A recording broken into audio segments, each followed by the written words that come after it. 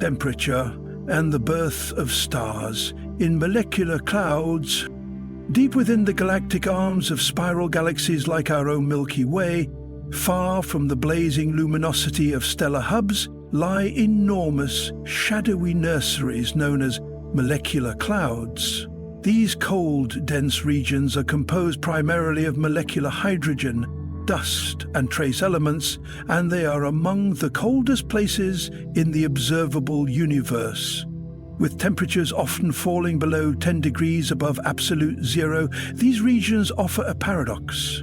It is in the frigid silence of these dark clouds that the heat and brilliance of stars are born. To understand how temperature initiates the transformation from dust to brilliance, one must first grasp the delicate balance that defines a molecular cloud. Internally, these clouds are in a state of equilibrium, where gravitational forces pulling inward are nearly matched by thermal pressure pushing outward. However, this balance is fragile. A slight drop in temperature can tip the scales, allowing gravity to begin compressing the cloud's material. This process, known as gravitational collapse, marks the very first step in the creation of a star. But what causes this cooling? Interstellar dust plays an instrumental role. These minute particles, no larger than smoke grains, are efficient radiators of heat. They absorb starlight from distant regions and re-radiate it as infrared energy, allowing the surrounding gas to lose thermal energy. Additionally, as the cloud becomes denser, its opacity increases, preventing external radiation from penetrating its depths. This creates a thermally insulated environment where cooling continues unabated. When thermal energy diminishes enough, gravity gains the upper hand. Once this collapse begins, internal fragments within the cloud may condense, forming smaller substructures known as dense cores. These cores, cooler and more isolated, are the direct precursors to protostars. The rate and scale of collapse depend heavily on temperature gradients within the cloud. In regions where cooling is more efficient, the collapse proceeds faster, leading to the possibility of forming clusters of stars rather than isolated individuals. This temperature-driven fragmentation is a key factor in determining the mass distribution of stars, a concept known in astrophysics as the initial mass function.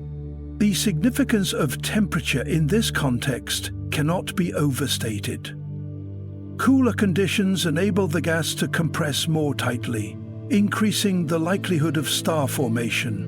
In contrast, regions with elevated temperatures resist collapse, remaining stable and starless for much longer spans of cosmic time. This means that the thermal environment of a molecular cloud dictates not only when and where stars will form, but also what kind of stars will emerge.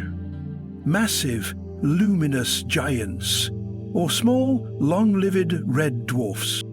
Chemical processes are also influenced by temperature.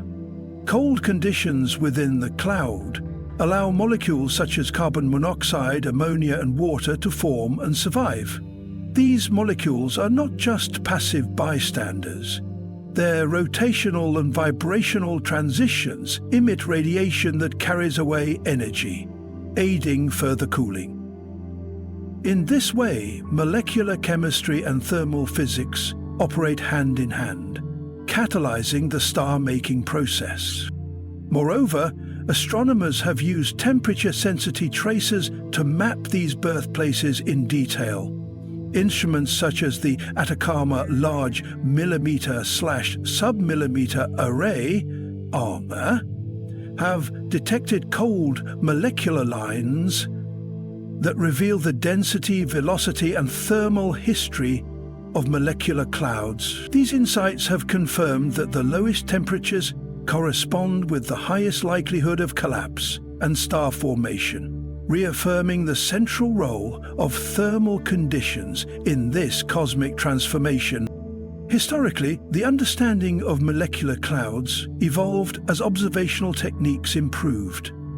Early radio astronomy in the mid-20th century detected the signature of neutral hydrogen in the galaxy, but it wasn't until the discovery of carbon monoxide emissions that astronomers could directly observe the cold, dense environments where stars are born. These breakthroughs painted a picture of the galaxy not as a static structure, but as a living, breathing entity where temperature orchestrates cycles of birth and decay. What is perhaps most poetic about this process is the contrast between the extreme cold that initiates the collapse and the intense heat that eventually emerges.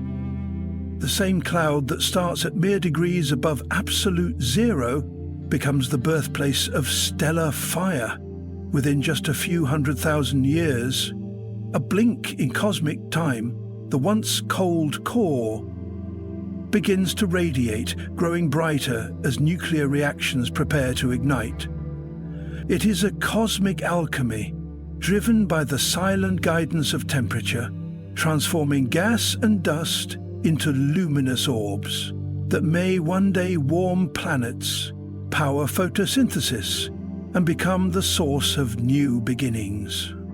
Thus, in the heart of molecular clouds, where light fails to penetrate and silence reigns, temperature acts as the hidden artist, sculpting the very stars that illuminate the universe.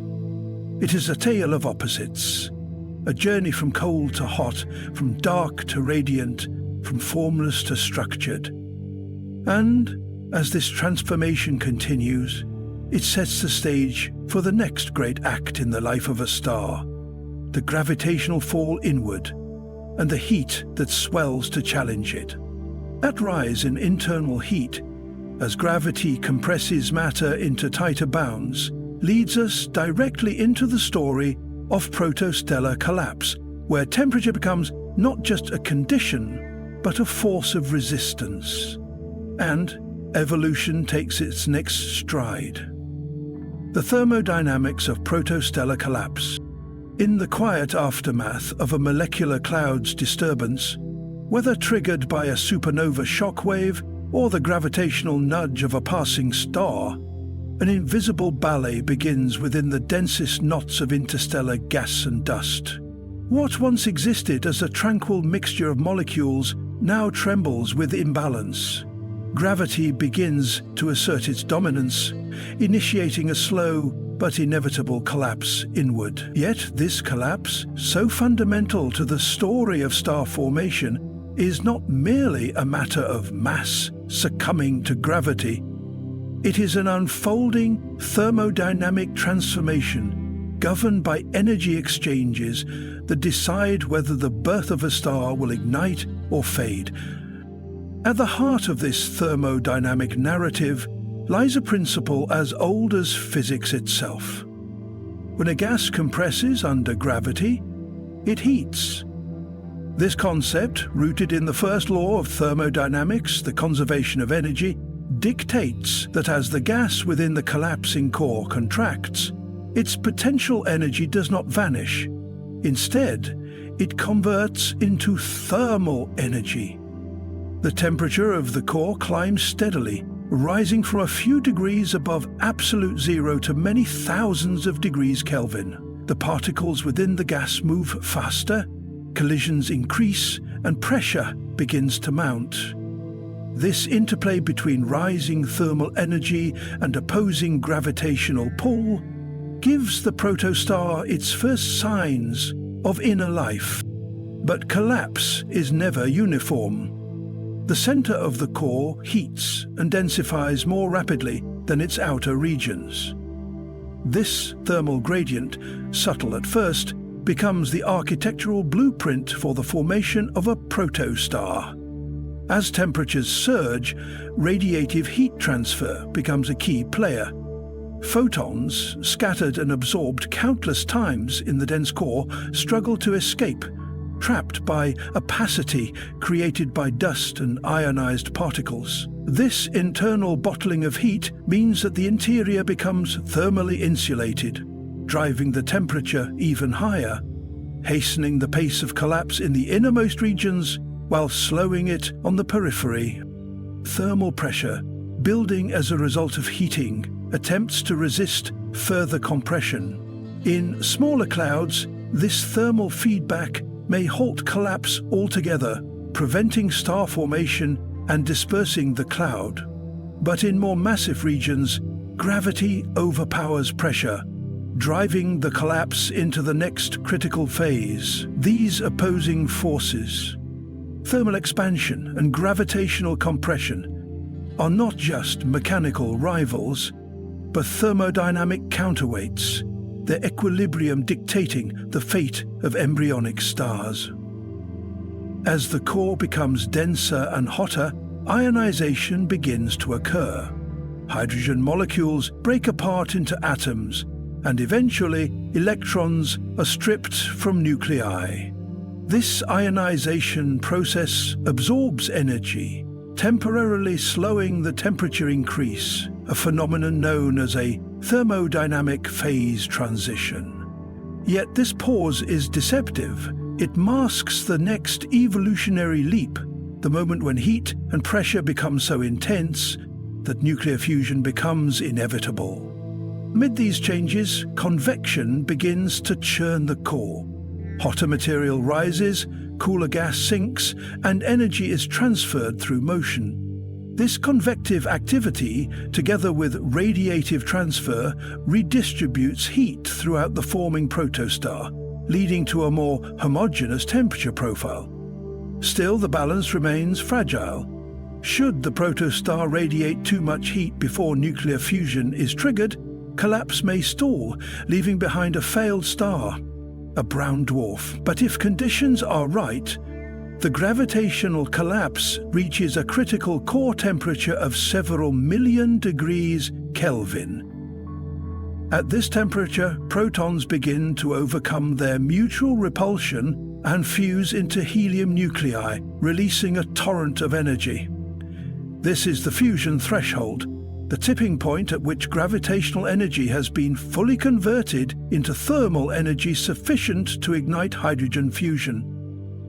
This transformation marks the end of the protostellar phase and the beginning of the main sequence stage of stellar life. From a thermodynamic perspective, this is the moment when the star becomes a self-regulating engine, using outward thermal pressure generated by fusion to counterbalance the relentless inward pull of gravity. Thus, the collapse is not simply a mechanical descent into density, but a tightly choreographed thermodynamic journey. It is a progression from cool molecular whispers to fiery atomic roars. Every step governed by the conversion of gravitational energy into thermal energy. Every delay orchestrated by the subtle complexities of phase transitions and energy transport. The protostar emerges not only as a luminous object, but as a thermal monument to the universe's mastery of equilibrium, transformation, and energy conservation. And yet, the heat within this newborn star is not the end of the thermal story. It is only the ignition. What follows next is a deeper exploration of how this inner fire, born from collapse, becomes the heart of transformation. In the core of the young star, fusion takes over, not just as a source of heat, but as the driver of evolution. And in that blinding crucible, hydrogen will give way to helium, and heat will again become both sculptor and guide. Stellar fusion and heat as a catalyst for transformation. From the crushing pressure and staggering heat of protostellar collapse, a new kind of fire is born. One not kindled by chemical means or external spark, but by gravity's relentless hand compressing atoms into violent intimacy. Deep within the core of a young protostar, As temperature soars to several million degrees, the fundamental nature of matter itself begins to change. This is the dawn of nuclear fusion, the engine of the cosmos, the alchemy of stars, and the furnace in which the universe forges both energy and elements. At its essence, fusion is a process of combination. It defies the usual logic of matter that repels light-charged particles from one another. Protons, positively charged and naturally averse to closeness, are forced together by immense gravitational pressure and the extreme kinetic energy produced by heat. Once close enough, the strong nuclear force, one of the four fundamental forces of nature, takes hold, overpowering the electromagnetic repulsion and binding the particles into a new nucleus. In the early life of a star, this process begins with hydrogen, the universe's simplest and most abundant element. Through a process known as the proton-proton chain, 4 hydrogen nuclei undergo a complex dance of collisions, positron emissions and neutrino production to become one helium nucleus. But what emerges from this transformation is far greater than a mere change in composition. A fraction of the mass of the original hydrogen nuclei is lost in the process. Not destroyed, but converted into pure energy, as described by Einstein's iconic equation, energy equals mass times the speed of light squared. This energy escapes the star's core in the form of high-energy photons, gamma rays, that initiate a long journey outward, scattering and degrading through layers of plasma until they eventually radiate from the star's surface as visible light and heat. This thermonuclear process is not simply a method of illumination, it is the balancing act that sustains the star's life. Fusion generates an outward pressure that perfectly counters the inward pull of gravity, creating a state known as hydrostatic equilibrium. Without it, gravity would continue its collapse and the star would die in its infancy. With it, the star achieves stability, burning steadily, converting matter into energy, and releasing light across the darkness of space. For stars like our Sun, this equilibrium phase lasts billions of years, a testament to the efficient but measured pace of hydrogen fusion. But stellar fusion is more than just balance. It is the great transformer of the cosmos. As hydrogen is slowly consumed, stars evolve. The buildup of helium in the core eventually leads to a new threshold, a new ignition. In more massive stars, once the hydrogen is depleted, the core contracts again, heating to even higher temperatures, initiating helium fusion. In this stage, helium atoms are combined to form carbon, and then through successive stages in increasingly hotter cores, even heavier elements such as oxygen, neon, silicon, and eventually iron. Each step requires higher temperatures and greater pressures, a stairway of elemental creation, powered by gravity's squeeze and heat's transformative power. This fusion sequence is not random. It is structured by the principles of nuclear binding energy. Up to iron, fusion releases energy, making each transformation energetically favorable. But beyond iron, fusion consumes more energy than it releases, marking a boundary in a star's nuclear journey. This is the limit of heat's role as a catalyst in fusion. Beyond it, only the violent deaths of stars, supernovae, can forge the heaviest elements by supplying the enormous energies required to overcome this barrier. From the perspective of thermodynamics, stellar fusion is the controlled release of energy through mass-to-energy conversion. It is not merely a source of heat, but the very engine of transformation that gives the universe its complexity. Every atom of carbon in our bodies, every molecule of oxygen we breathe, was once forged in the core of a star, through these very fusion reactions. Heat, in this context, is not just a byproduct. It is the vital activator, the force that allows the cosmos to climb its own evolutionary ladder. The energy generated in the core also dictates the outer life of a star, its brightness, its temperature, its color, and even its lifespan. More massive stars, though they contain more fuel, burn through it at a ferocious rate, producing more heat and light, but living far shorter lives.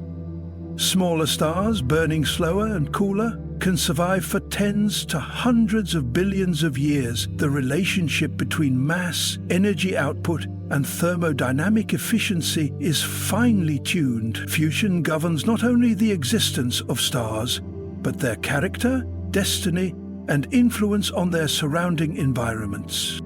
These fusion-driven stars become cosmic lighthouses, shaping galaxies, nurturing planetary systems, and seeding the interstellar medium with enriched matter. Stellar winds, driven by the heat and radiation pressure from fusion, blow bubbles in space, sculpting nebulae and regulating the formation of future stars. Thus, the heat of fusion does more than preserve a star's life. It sculpts the fabric of the cosmos. Yet, fusion's grip on a star is not eternal. Over time, hydrogen is exhausted, fusion slows, and gravity begins to regain control. The once stable equilibrium starts to wobble, and a new transformation awaits. The next chapter unfolds not in balance, but in instability. In the twilight of a star's life, when the fuel runs low and fusion falters, the balance breaks. What follows is a collapse more violent, a rebirth more dramatic than any that came before. From ashes and iron, the cosmos writes its most powerful verses. An evolution that begins as the stellar core collapses and a dying star prepares to explode. This is where our story now turns, from the calm flame of fusion to the furious chaos of stellar death. Supernovae, thermal triggers of galactic change. Within the blistering furnaces of stellar cores, fusion tirelessly forges heavier elements from lighter ones, sustaining equilibrium for millions or even billions of years. But stars are not eternal. Their stability, delicately balanced between the crushing inward force of gravity and the outward push of thermal radiation, is finite. And when that balance falters, when a massive star exhausts its nuclear fuel, the quiet thermodynamic dance that once nurtured creation gives way to a sudden and violent act of destruction, the supernova. Supernovae are among the most powerful thermal events in the universe. These titanic explosions are born from instability, a critical collapse triggered by the physics of heat, pressure, and the failure of fusion.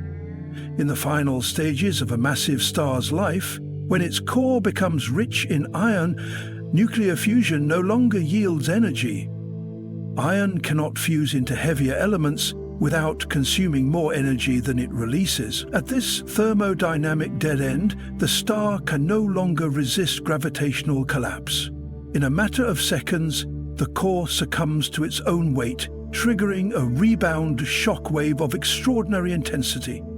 This thermal runaway reaction propels the outer layers of the star into space at velocities exceeding tens of thousands of miles per second, releasing energy that briefly outshines entire galaxies. The temperatures at the core of a supernova can reach over 10 billion degrees, conditions so extreme they facilitate the creation of elements heavier than iron, such as gold, uranium, and platinum.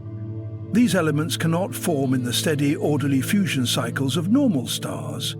They require chaos, extreme heat, and the sudden acceleration of atomic collisions.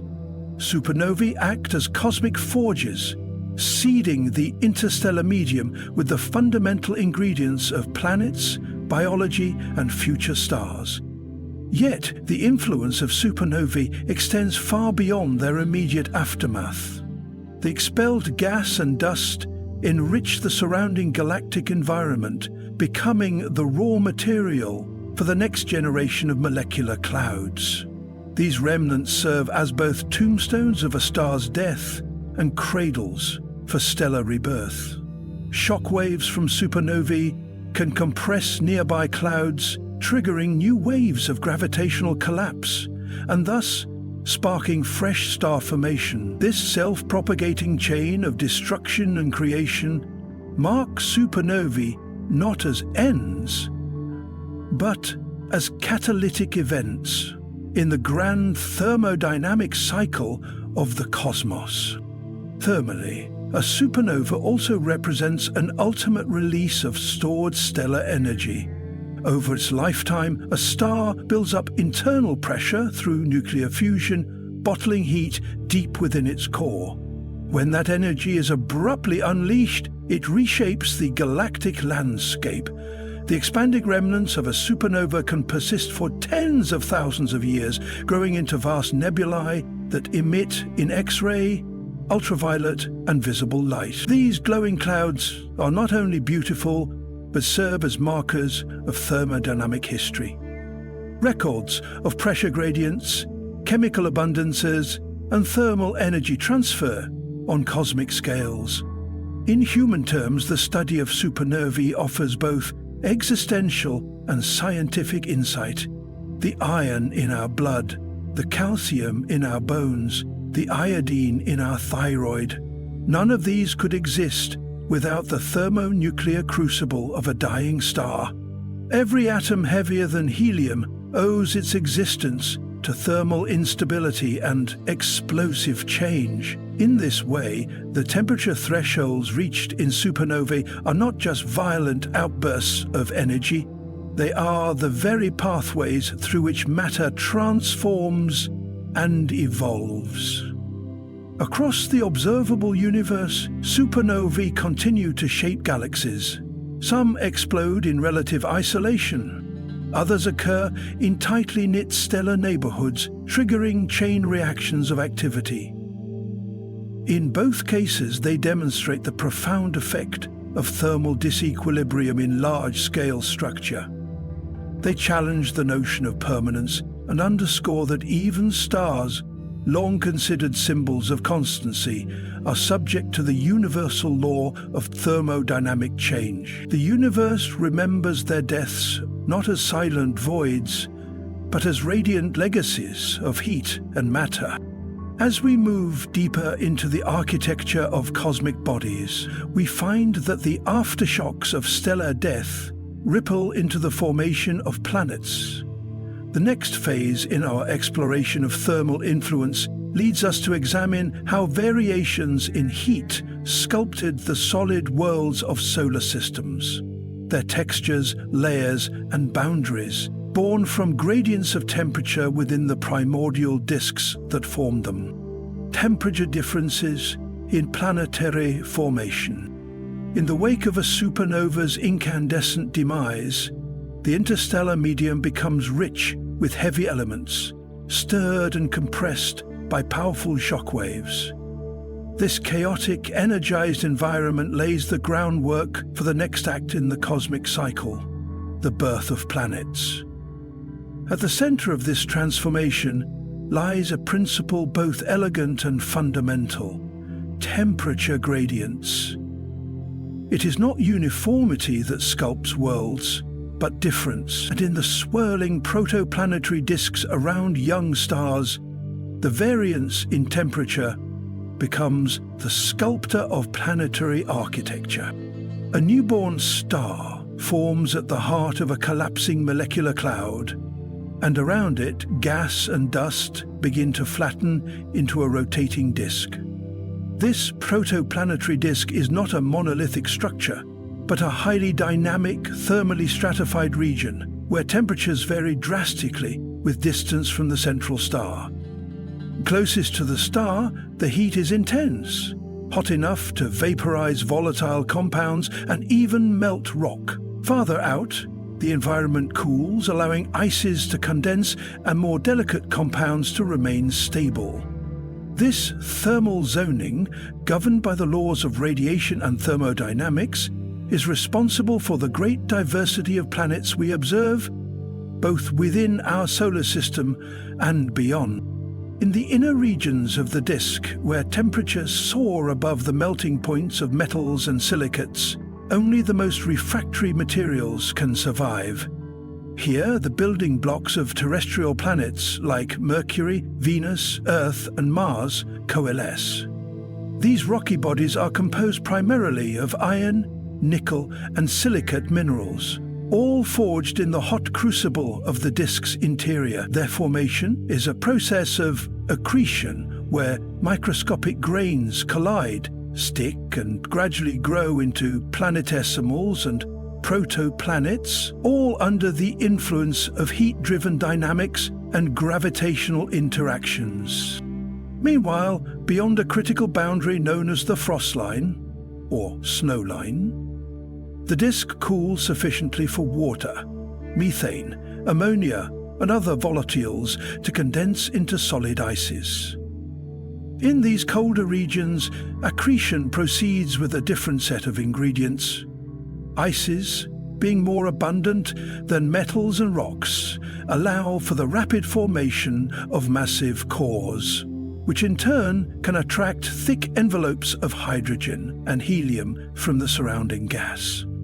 Thus are born the gas and ice giants, Jupiter, Saturn, Uranus, and Neptune, whose compositions reflect the thermal realities of their birthplace.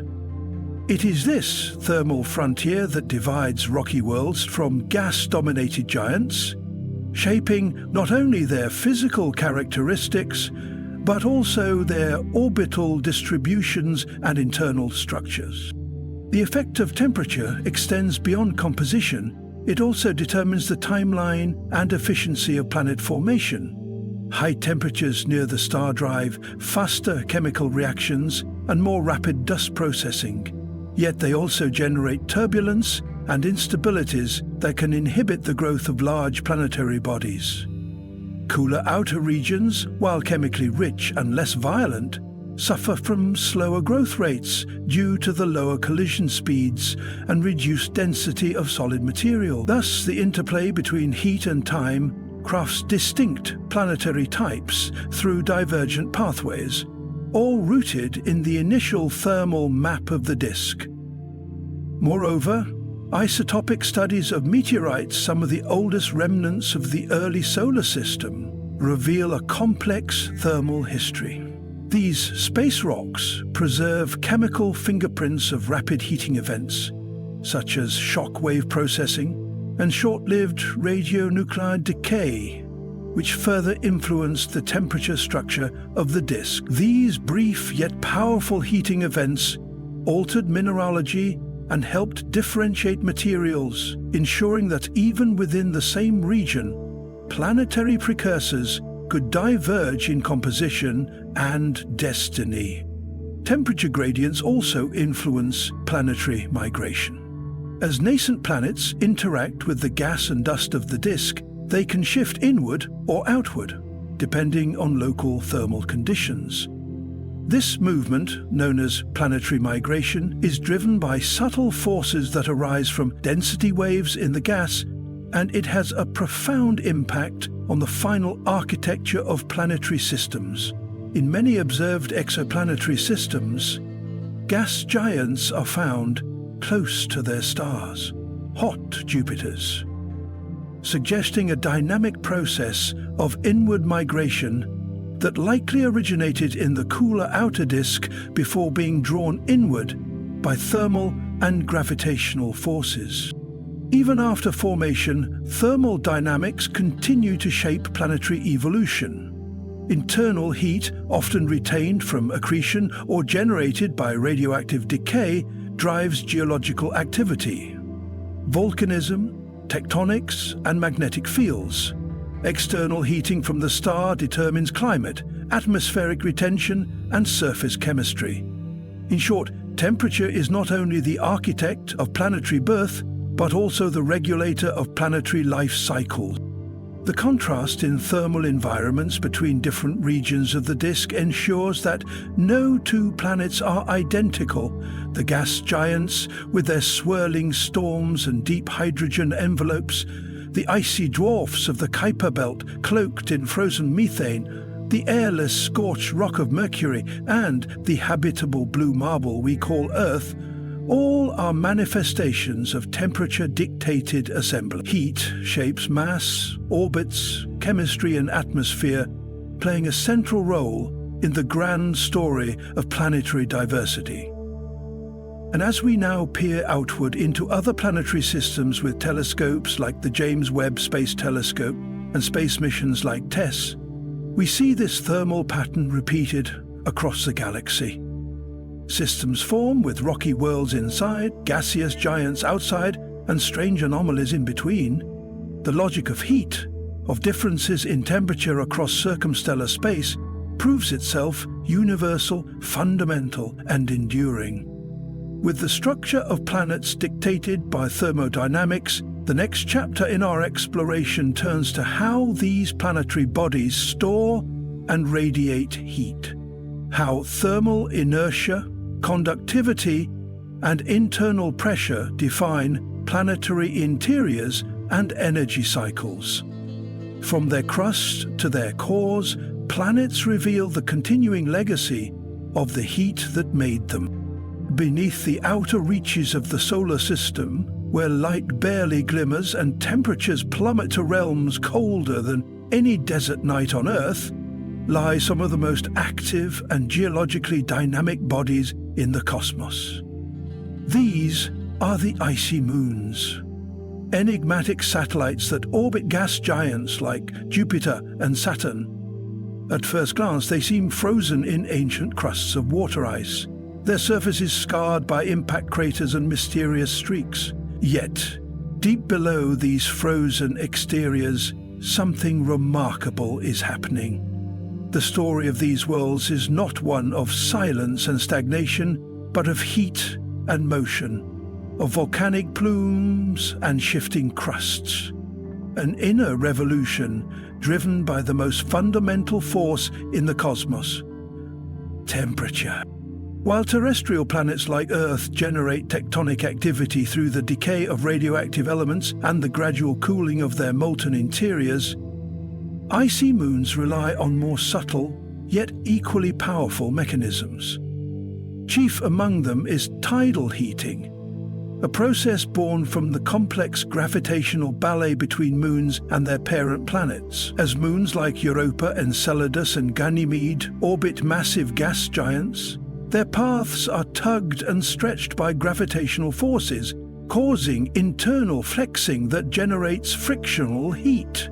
This heat does not escape easily. Instead, it builds up deep within, melting ice into hidden oceans and fueling volcanic activity beneath miles of frozen crust. On Jupiter's moon, Europa, evidence of this internal heat has transformed scientific expectations. Its surface is crisscrossed with reddish-brown lines, tectonic fractures where ice plates have shifted, buckled, and broken apart. These features are eerily similar to Earth's mid-ocean ridges, suggesting active geological processes beneath the surface. More compelling are hints of cryovolcanism, the eruption not of molten rock, but of slushy water, salts, and possibly organic compounds, forced up through fractures in the icy shell.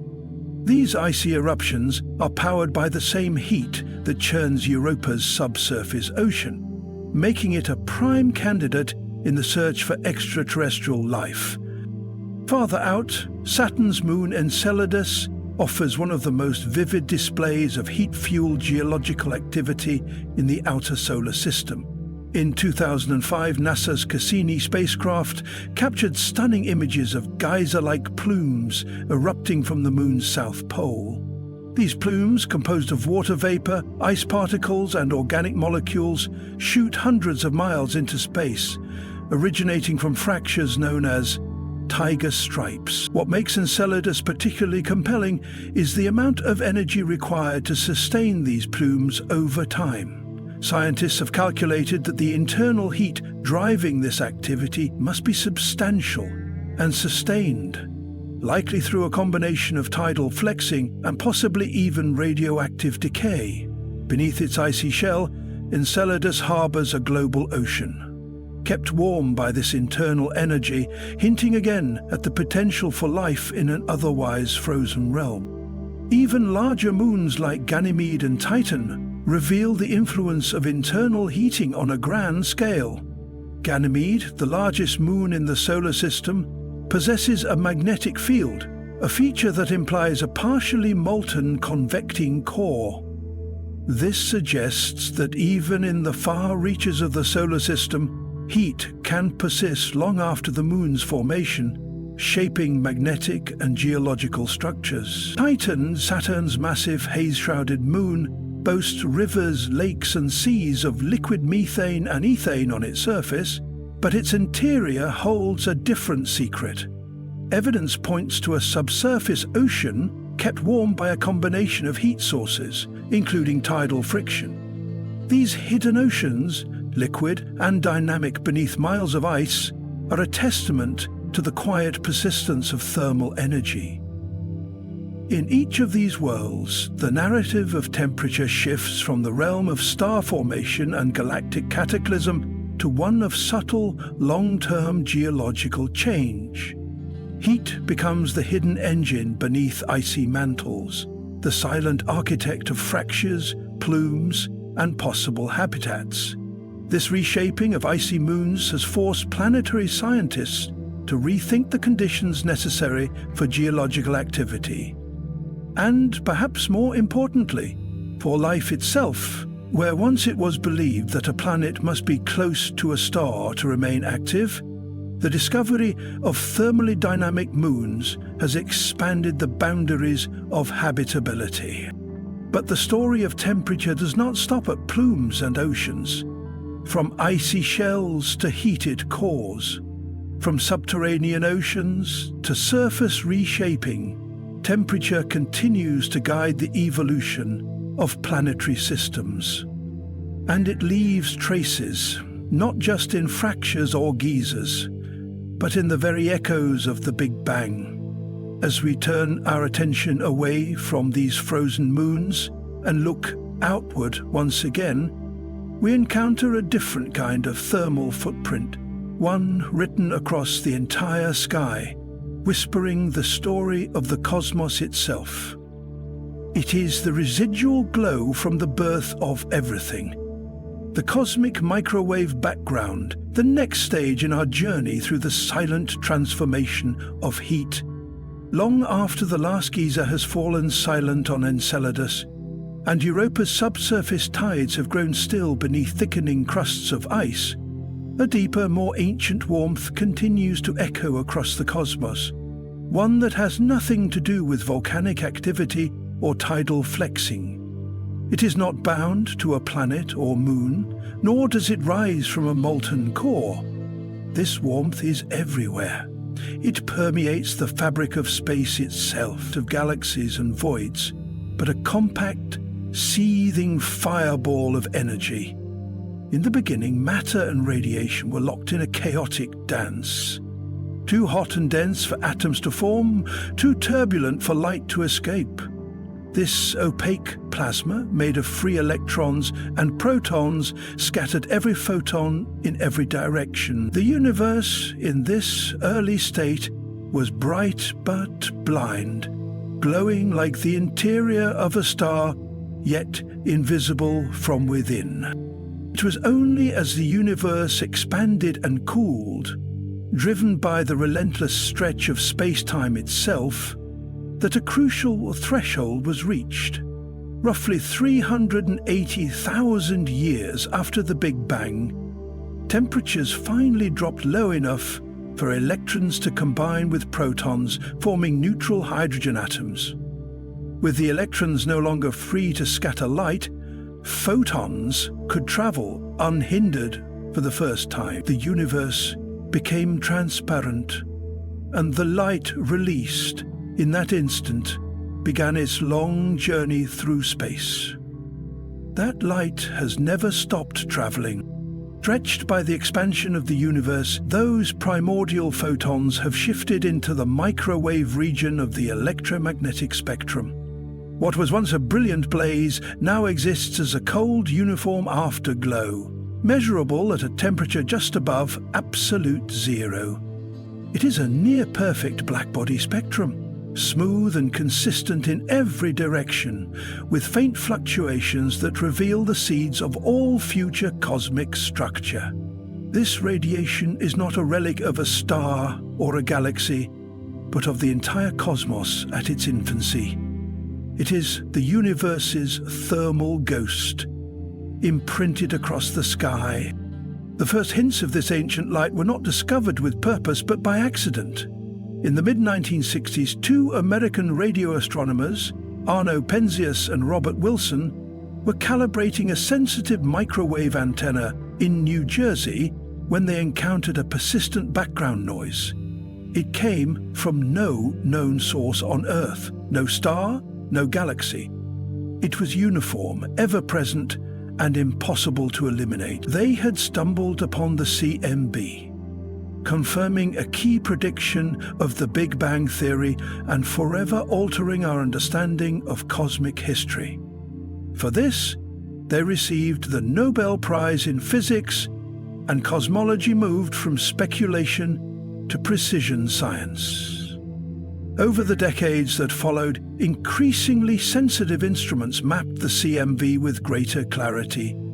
NASA's COBE satellite, launched in the early 1990s, revealed tiny temperature differences across the sky, ripples only millionths of a degree apart. These slight variations were cosmic fingerprints, representing density fluctuations in the early universe that would later grow into galaxies and clusters of galaxies. COBE's findings were refined by subsequent missions such as WMAP and Planck, which mapped the microwave sky with unprecedented resolution. These observations have given cosmologists a detailed picture of the universe's age, composition, and shape. The CMB tells us that the universe is not only expanding, but accelerating in that expansion, driven by a mysterious force known as dark energy. It reveals that ordinary matter, the kind that makes up stars, planets, and people, is a mere fraction of what exists. Most of the cosmos is composed of invisible forms of matter and energy, detectable only through their gravitational effects. These insights have not only deepened our understanding of where we come from, but have reshaped the very questions we ask about the universe's fate. And yet, for all its revelations, the CMB remains curiously silent about certain fundamental mysteries. It hints at phenomena that occurred even before light was able to travel freely, such as cosmic inflation, a rapid exponential expansion of the universe in its first moments, far faster than the speed of light. Inflation would have smoothed out the fabric of space, explaining the CMB's incredible uniformity, while also seeding the tiny quantum fluctuations that grew into galaxies. But inflation itself is still a theory, supported by indirect evidence and awaiting deeper observational confirmation. There are also anomalies, subtle irregularities in the CMB data that challenge our expectations. One region of the sky appears unusually cold. Some maps suggest a slight asymmetry in the CMB's temperature distribution. Are these signs of undiscovered physics? Are they statistical flukes or hints of parallel universes brushing against our own? The CMB, while largely uniform, contains just enough imperfection to stir the imagination of physicists and philosophers alike. Yet above all else, the cosmic microwave background reminds us of something profound, that the universe has a memory. The light released at the moment transparency began has never faded completely. It surrounds us still, invisible but ever-present, a soft whisper from the moment time became legible.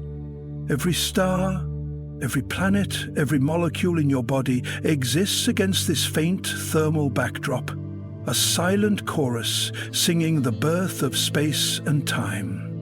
But just as this ancient radiation illuminates the past, it also frames the next question. If the universe still carries the thermal imprint of its birth, what becomes of all this energy in the far future?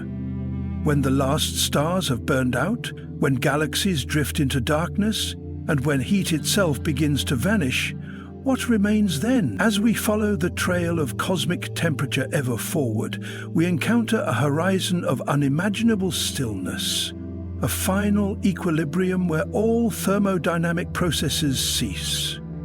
In this ultimate silence we glimpse the cold end of everything, the universe's thermal death, thermonuclear reactions in neutron stars. From the primordial fireball to the haunting echoes of the cosmic microwave background, the journey of thermal energy has shaped the grand architecture of the cosmos. But nowhere is the intensity of this energy more extreme and more transformative than within the hearts of neutron stars. Cosmic furnaces born from the death throes of massive suns, where thermonuclear reactions occur under unimaginable conditions. As we now plunge into the densest thermal crucibles known to exist, the narrative turns from ancient echoes to present fire, from spectral ghosts to nuclear fury. In the long chronology of cosmic evolution, neutron stars represent a paradox wrapped in gravity. Objects so small, yet so incredibly dense, that a single teaspoon of their matter would weigh billions of tons.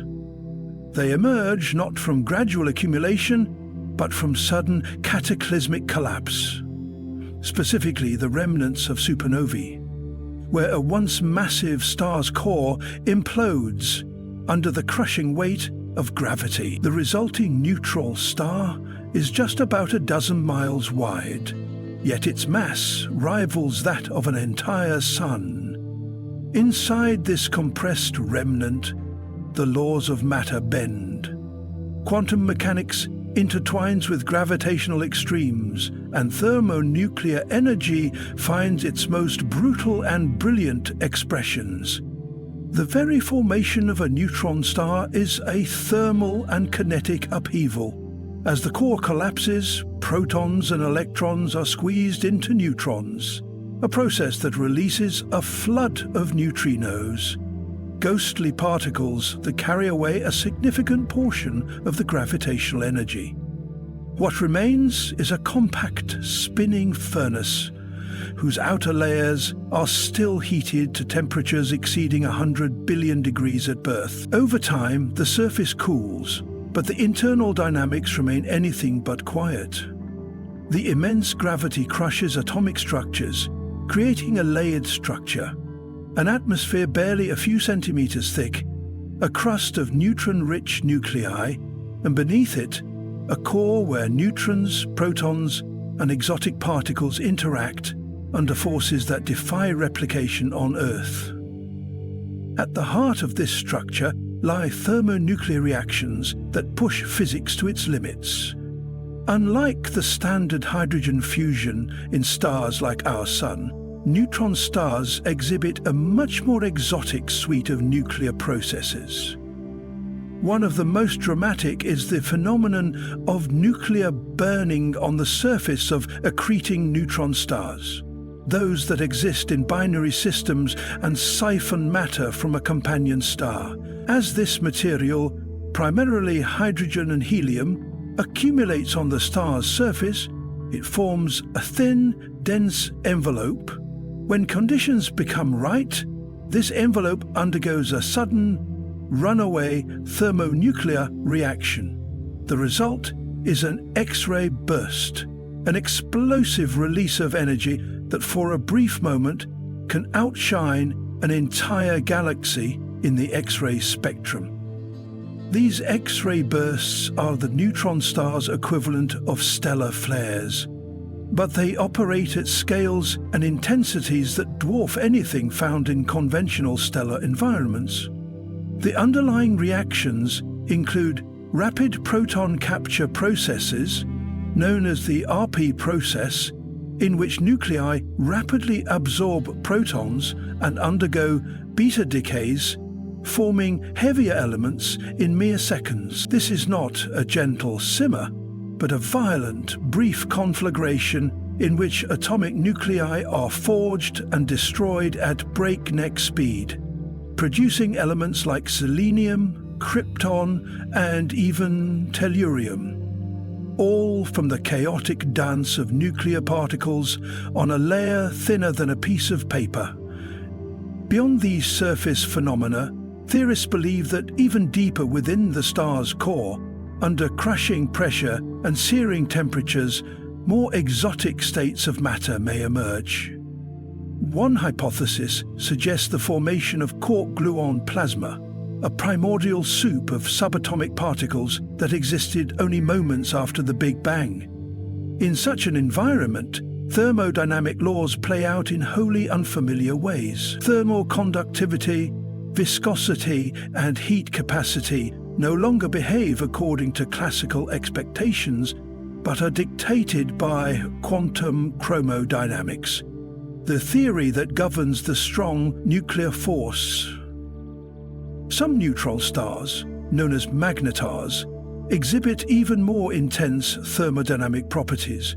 Their magnetic fields are trillions of times stronger than Earth's, capable of distorting atomic orbitals and even the vacuum of space itself. These magnetic fields can generate enormous thermal gradients, leading to powerful starquakes and bursts of gamma radiation. When a magnetar flares, it releases more energy in a single moment than our Sun does over hundreds of thousands of years. These bursts are not merely thermonuclear, they are thermomagnet dynamic, representing a fusion of thermal, nuclear, and magnetic forces so powerful that they remain only partially understood. Yet despite their extremity, neutron stars are also cosmic laboratories. Their thermonuclear processes, detectable through X-ray and gamma-ray telescopes, provide insight into the behavior of matter under conditions that cannot be recreated on Earth. From the burst profiles and decay curves of X-ray transients, scientists can infer the composition of the accreted material, the rate of nuclear burning, and even the equation of state of ultra-dense matter. Every flare, every pulse, and every thermal ripple from a neutron star tells a story, written in the language of high-energy thermodynamics.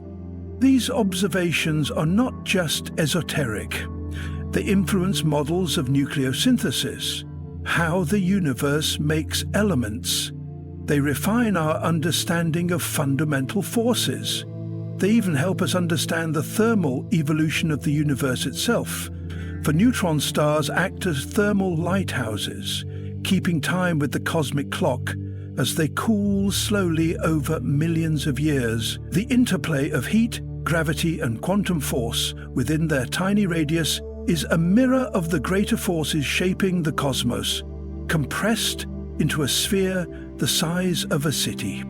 And so, the tale of heat and thermodynamics, having begun in the distant fire of the Big Bang, travels through protostars, stellar cores, supernovae, planetary disks, and icy moons, only to converge in the furious interior of a neutron star, a beacon of nuclear fire that burns not for life, but for revelation. Yet even this is not the end. As neutron stars cool and fade or spiral into black holes through binary mergers, their thermal legacy continues. In their collapse, they release gravitational waves and forge heavy elements through kilonovae, marking the next frontier in our journey. This brings us forward not to an end but to another stage in the thermodynamic cycle of the universe. where gravity, heat, and radiation join again in stellar remnants, deepening the cosmic tapestry.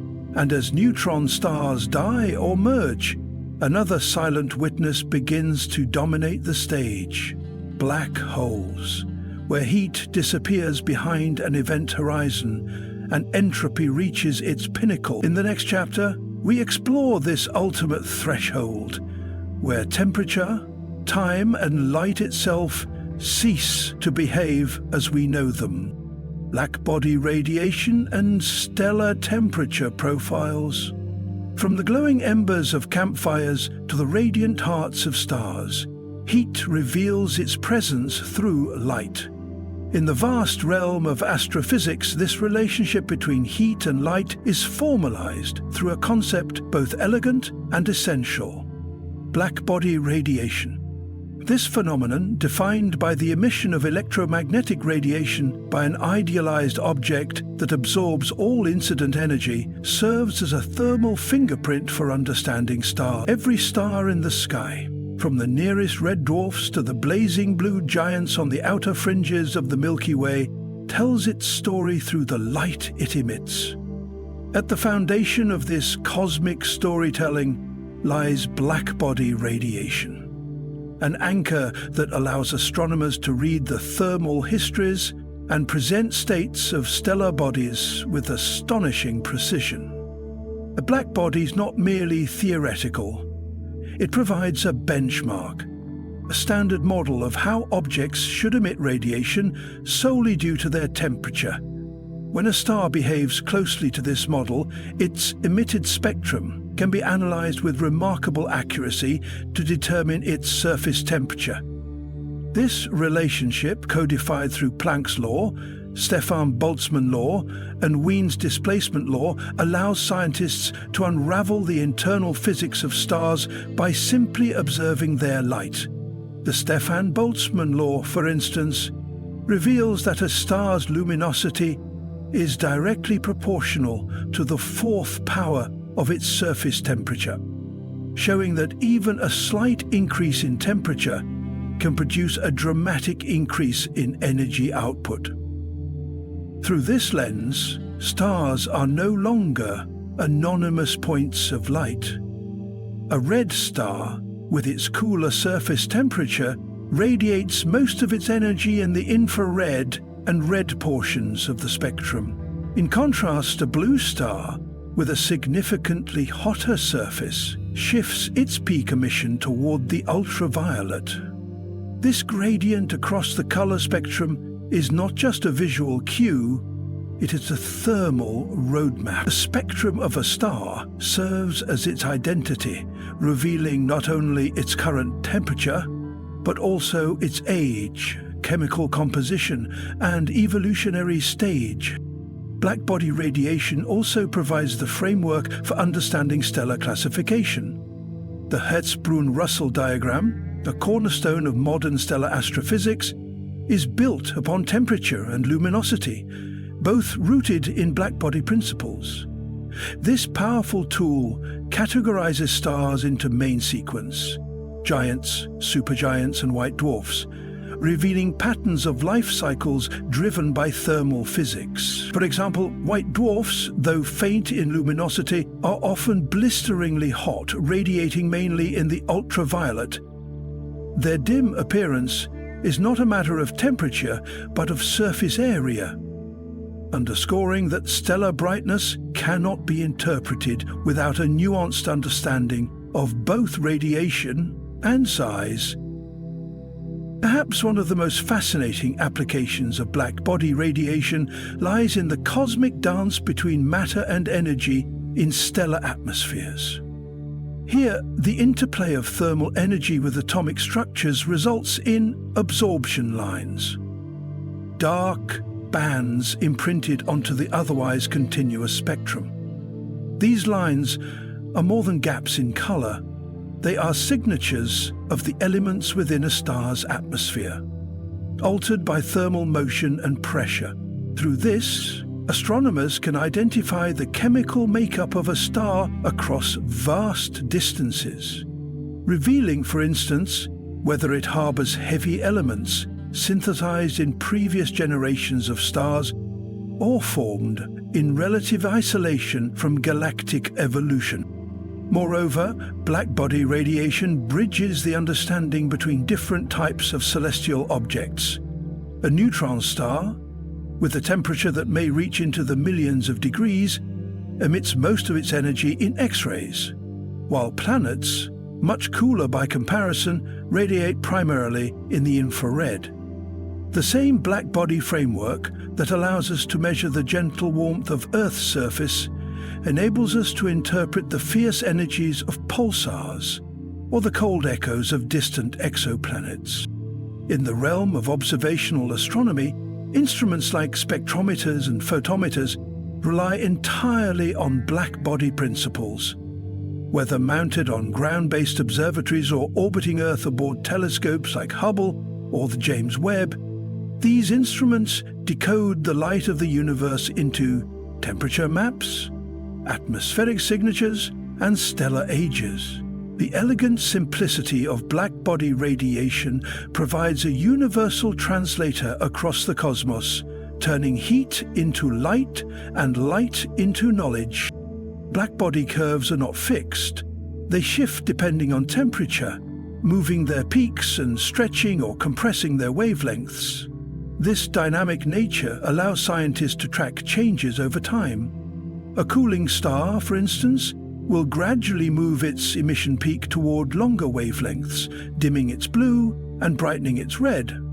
These subtle shifts are keys to understanding stellar evolution, the transition from one phase to another, and the slow march towards stellar death. As we approach the deeper realms of astrophysical complexity, the trail illuminated by blackbody radiation leads toward the vast clusters of galaxies and the behavior of temperature across gravitational structures. From the thermal pulse of an individual star to the searing radiation of entire galactic formations, the spectrum of light becomes an archive of motion, energy, and entropy. This journey now transitions toward exploring the kinetic energy and internal temperatures that ripple through massive galactic clusters. Regions where individual stars no longer tell the story alone, but instead entire galaxies dance to the rhythm of thermodynamic forces. Thermal evolution of white dwarfs. As the fires of a star's core begin to dwindle, a quiet transformation takes place, one that strips away the brilliance of a main sequence life and ushers in the solemn stillness of a white dwarf. This metamorphosis is not a collapse into darkness, but a slow, graceful fading from heat into cold. The white dwarf, though seemingly modest in its radiance, is a crucible of ancient heat and condensed history. Its thermal evolution from a blazing remnant to a cold and silent object is one of the most profound and telling narratives in stellar astrophysics. White dwarfs are not born in explosive chaos, but in the aftermath of stellar equilibrium. When stars like our Sun exhaust their nuclear fuel, fusion halts in their cores. Gravity begins to dominate, pulling the core inward. But rather than collapsing endlessly, the core reaches a unique state known as electron degeneracy pressure, a quantum mechanical effect that resists further compression. It is this resistance, not energy from fusion, that supports a white dwarf against gravitational collapse. In this state, the star becomes incredibly dense, often packing a mass comparable to the Sun into a volume no larger than Earth. The intense temperatures generated during the red giant phase remain trapped inside, with no mechanism to renew the heat. From this point forward, a white dwarf becomes a thermal relic, a slowly cooling ember drifting through time. Initially, the surface temperature of a new white dwarf can soar to hundreds of thousands of degrees Kelvin. This heat radiates outward, mostly in ultraviolet wavelengths, making young white dwarfs searingly bright in specific spectral bands. However, unlike stars on the main sequence, white dwarfs lack an internal engine. No new energy is being produced. All thermal radiation comes from residual heat left over from their earlier life. As a result, the cooling process is inevitable and irreversible. This marks the beginning of their long descent down the so-called white dwarf cooling curve. The rate of cooling is dictated by several intricate factors. First, the thermal conductivity of the white dwarf plays a critical role. Its core, composed primarily of carbon and oxygen, conducts heat efficiently. The degenerate electrons move freely, rapidly transferring energy from the interior to the outer layers. But this very efficiency causes the surface to cool faster, radiating heat into space and lowering the overall temperature. As the surface temperature decreases, so does the luminosity, following a path that is well modeled, but deeply tied to the physics of dense matter. Second, the mass and composition of the white dwarf determine how fast it loses its heat. More massive white dwarfs, although having stronger gravity and smaller radii, tend to cool more slowly because they store more internal energy. Less massive ones, while larger in volume, have lower central temperatures and shorter thermal lifetimes. Composition also plays a subtle but crucial role. If a white dwarf contains traces of hydrogen or helium in its outer layers, these elements can form insulating blankets, slowing the rate of cooling. In contrast, a bare carbon-oxygen surface loses heat more readily, accelerating its transition into a colder, dimmer state. The most fascinating phase of white dwarf cooling emerges in the crystallization process, a transformation once thought impossible on stellar scales. As the white dwarf cools to around several thousand degrees Kelvin, the dense carbon and oxygen ions begin to organize into a crystalline lattice. This is not merely a drop in temperature, it is a profound structural phase change. The star's interior begins to solidify, similar in principle to how water freezes into ice, but under conditions of unimaginable pressure and density. During crystallization, latent heat is released, temporarily slowing the cooling process. This latent energy acts as a final breath of warmth, delaying the star's descent into complete darkness. In recent years, the European Space Agency's Gaia mission provided evidence of this phenomenon by observing a population of white dwarfs clustered around a specific luminosity, a thermal plateau caused by crystallization. As cooling continues beyond the crystallization phase, the white dwarf enters a stage where it emits primarily in the infrared. Its once brilliant glow becomes faint and hard to detect. This twilight period may last for trillions of years, far longer than the current age of the universe. In theory, if given enough time, a white dwarf will continue to cool until it reaches thermal equilibrium with the cosmic microwave background radiation. At that point, it would become a black dwarf, a theoretical object so cold it emits no light at all. However, since the universe is only around 13 billion years old, no black dwarfs are thought to exist yet. They remain a prediction of the far future, a glimpse into the ultimate fate of matter after stars have ceased to shine. Beyond the elegance of this cooling process lies a deeper utility. Because white dwarfs cool in a predictable fashion, they serve as cosmic chronometers. By measuring the temperature and luminosity of a white dwarf, astronomers can estimate its cooling age, the time since it became a white dwarf.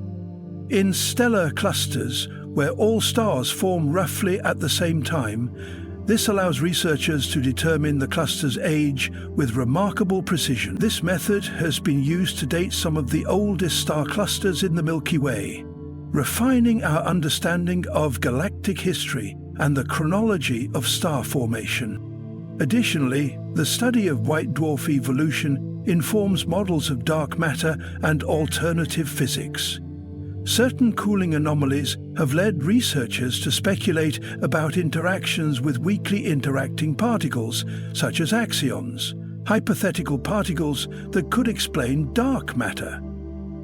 If white dwarfs cool faster than models predict, it could hint at unknown processes radiating energy from their interior. Thus, even in their silence, white dwarfs may be whispering secrets about the fundamental nature of the universe. Thermal evolution does not occur in isolation. Some white dwarfs reside in binary systems, where mass transfer from a companion star can dramatically alter their thermal history. Accreting material can reignite nuclear fusion on the surface, triggering novae, sudden outbursts that temporarily brighten the star and reset the cooling clock. In more extreme cases, runaway accretion can lead to a Type Ia supernova, completely unbinding the white dwarf and dispersing its matter across space. Thereby, these violent episodes complicate the cooling process, but also provide a mechanism for enriching galaxies with heavy elements and calibrating cosmological distances. The slow march of a white dwarf from a blazing core to a cold remnant embodies the universe's deep entropic pool.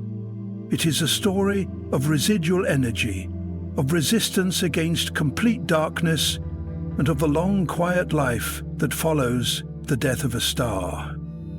It reminds us that even in silence, there is structure. Even in cooling, there is order. And even in the absence of nuclear fire, there is a timeline to be read, understood, and used as a beacon across the cosmos. As we now step away from the quiet solitude of white dwarfs, our focus shifts to a grander scale, one that involves not isolated stars, but entire galaxies, held together by invisible threads of gravity. The internal motion and kinetic interactions within these colossal systems offer the next chapter in understanding the universe's evolving thermal landscape. The study of velocity fields in expanding galaxy clusters reveals how motion itself sculpts temperature distributions across cosmic structures. In the vastness of the solar system, far beyond the temperate zone that cradles Earth's familiar climate, lie the majestic gas giants: Jupiter, Saturn, Uranus, and Neptune. Though these worlds are cold by terrestrial standards, bathed in only a fraction of the sun's warmth, they are anything but inactive. Their skies swirl with storms of unrelenting fury, their bands churn with titanic winds, and their poles host auroras that dance with ethereal light. At the heart of this dynamic chaos is a force that seems paradoxical at first: heat. In realms where sunlight barely warms the clouds, it is heat from within, and the laws of thermodynamics that sculpt some of the most extreme weather phenomena in the known universe. To understand heat-driven weather patterns on gas giants, one must first abandon Earth-centered thinking. On Earth, the sun is the dominant engine of atmospheric motion. Solar radiation warms the equator more than the poles, creating pressure differences and driving winds and jet streams. Weather, in this context, is largely the result of external heating. But on gas giants, particularly Jupiter and Saturn, it is the internal heat, residual energy from their formation and ongoing gravitational contraction, that far outweighs the influence of the distant sun. Jupiter, for example, emits nearly twice as much energy as it receives from solar radiation. Saturn, too, radiates significantly more heat than it absorbs. These planets are not just passive recipients of light, they are thermal engines unto themselves. The source of this internal heat traces back to the early formation of the planets.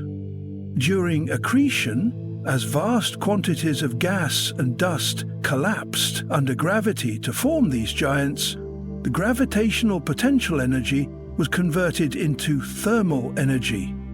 Over billions of years, this heat has been slowly leaking out, a process called Kelvin-Helmholtz contraction. As their massive atmospheres continue to settle and compress under their own weight, they release latent heat that drives convection, rising and sinking motions in the planetary fluid layers. This convection fuels the belts and zones, those contrasting light and dark bands etched across the faces of Jupiter and Saturn. These bands are not merely colored clouds.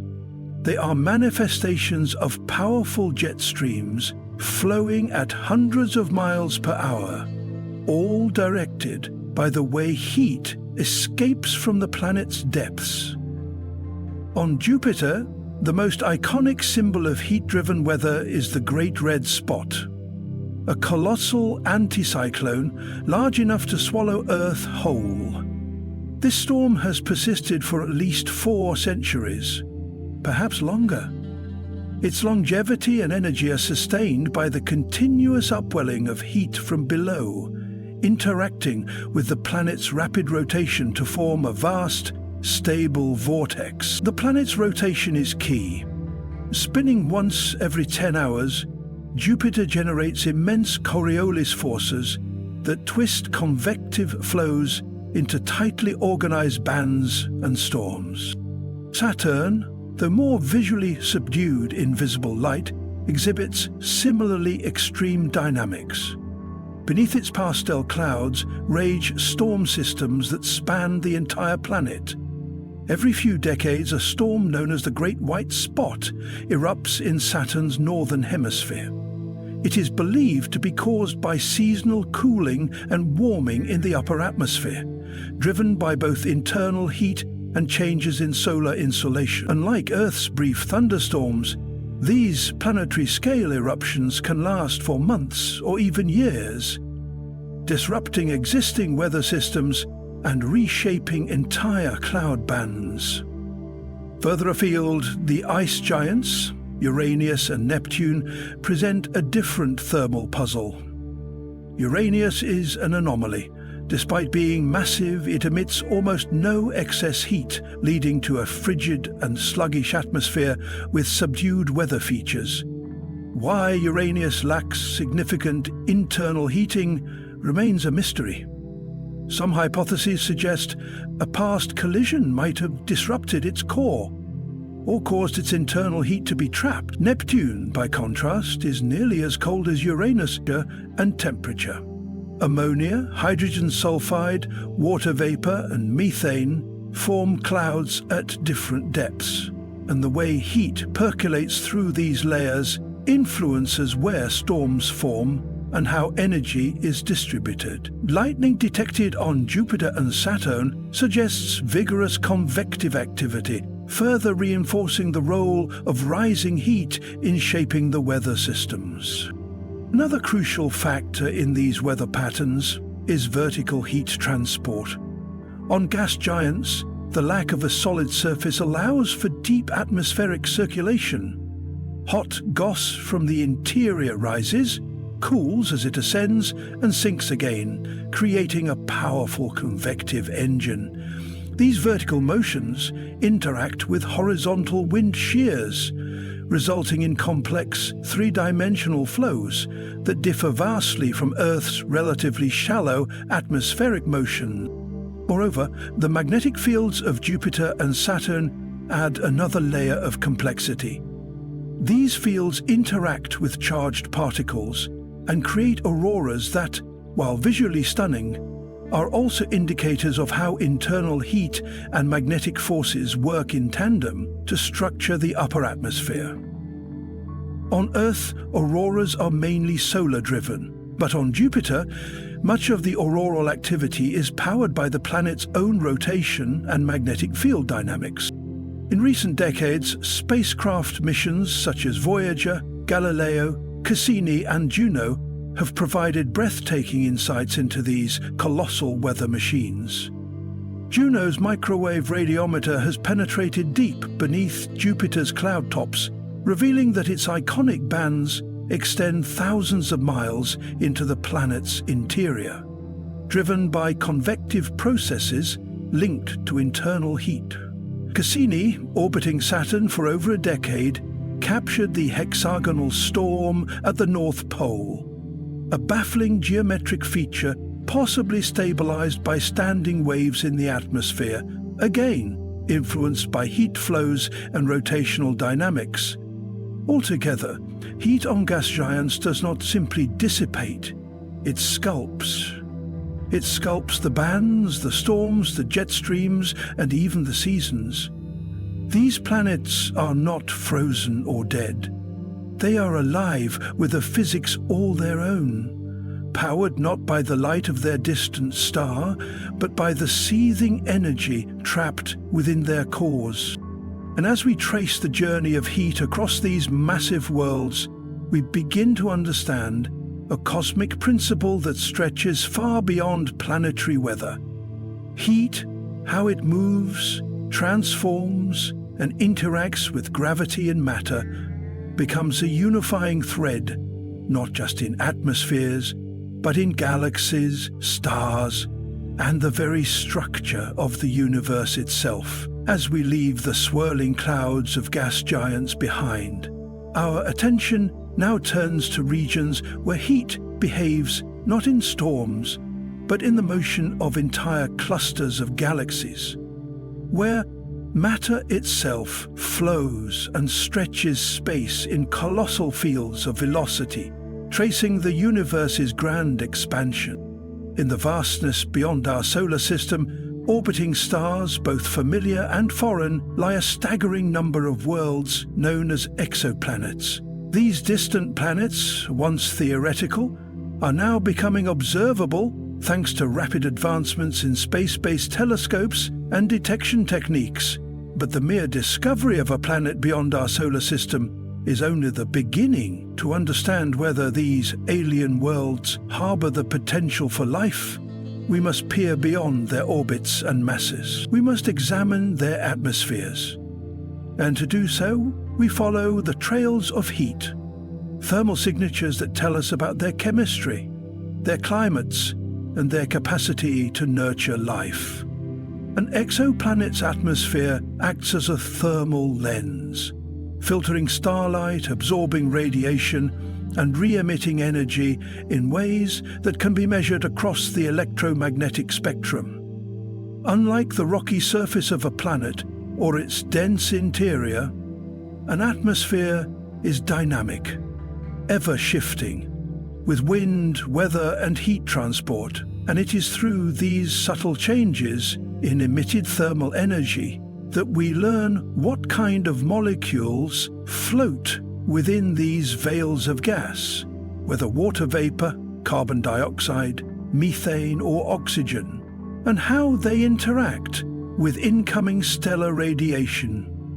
The process of detecting atmospheric composition begins with a technique known as transit spectroscopy. When an exoplanet passes in front of its host star, a portion of starlight filters through the planet's atmosphere before reaching our telescopes.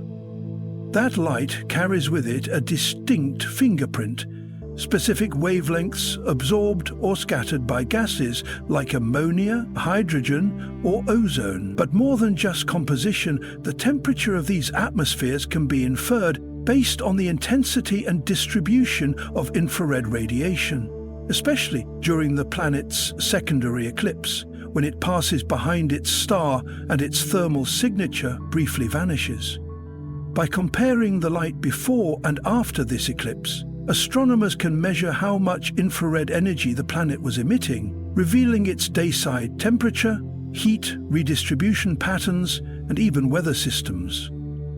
Hot Jupiters, gas giants that orbit close to their stars have been a fertile ground for such thermal studies. These massive planets, often scorched by stellar proximity, can reach thousands of degrees in temperature. Their atmospheres are turbulent and chaotic, with winds whipping across their skies at thousands of miles per hour. In some, astronomers have detected temperature inversions, where the upper atmosphere is hotter than the layers beneath, caused by high-altitude absorbers such as titanium oxide. These thermal inversions alter the expected spectral lines and provide clues to atmospheric layering and circulation. But thermal signatures also help us distinguish more temperate exoplanets, rocky Earth-like bodies that orbit within the habitable zones of their stars. Planets like those in the TRAPPIST-1 system or those orbiting red dwarfs, while smaller and cooler, offer tantalizing hints of atmospheric retention and heat balance. By carefully modeling the thermal emission from such planets, scientists can estimate greenhouse gas concentrations, surface pressure, and albedo, the reflectivity of a planet's surface or cloud layers. These factors, in turn, help refine our understanding of whether the planet might maintain liquid water on its surface, a prerequisite for life as we know it. Atmospheric escape, another thermally driven phenomenon, is crucial in shaping the evolution of exoplanetary environments. On planets with low gravity or weak magnetic fields, high-energy ultraviolet and X-ray radiation from their stars can heat the upper atmosphere, giving particles enough energy to escape into space. This process, known as hydrodynamic escape, has stripped many smaller exoplanets of their primordial hydrogen envelopes, leaving behind bare rocky cores or reshaped composition. By studying thermal emissions in ultraviolet and X-ray wavelengths, researchers can track this atmospheric loss in real time, witnessing how stellar radiation sculpts planetary fates. The James Webb Space Telescope has ushered in a new era of thermal detection, pushing the boundaries of what we can measure. With its unmatched infrared sensitivity, it has begun detecting faint heat signatures from temperate exoplanets, hinting at surface pressures, possible volcanic activity, and even seasonal variations. Observations of carbon dioxide absorption in the atmosphere of exoplanet WASP-39b, for example, confirmed not only its thermal structure, but also offered evidence of atmospheric mixing and photochemical reactions. These insights provide vital context for understanding planetary development in diverse environments. Exoplanetary thermal signatures are not just passive reflections of radiation, they are fingerprints of planetary identity, revealing a planet's history, its climate engine, and the delicate balance that governs habitability. For instance, tidal heating, a form of internal thermal energy generated by gravitational interactions, can drive volcanic activity and alter the thermal output of exomoons or planets in eccentric orbit. Such internally driven heat sources may allow subsurface oceans to exist on worlds otherwise too distant from their stars for surface water, challenging the traditional view of the habitable zone. In parallel, atmospheric chemistry influenced by thermal dynamics opens doors to biosignature detection, the coexistence of gases like methane and oxygen, which react rapidly in most environments, could signal biological replenishment if found together.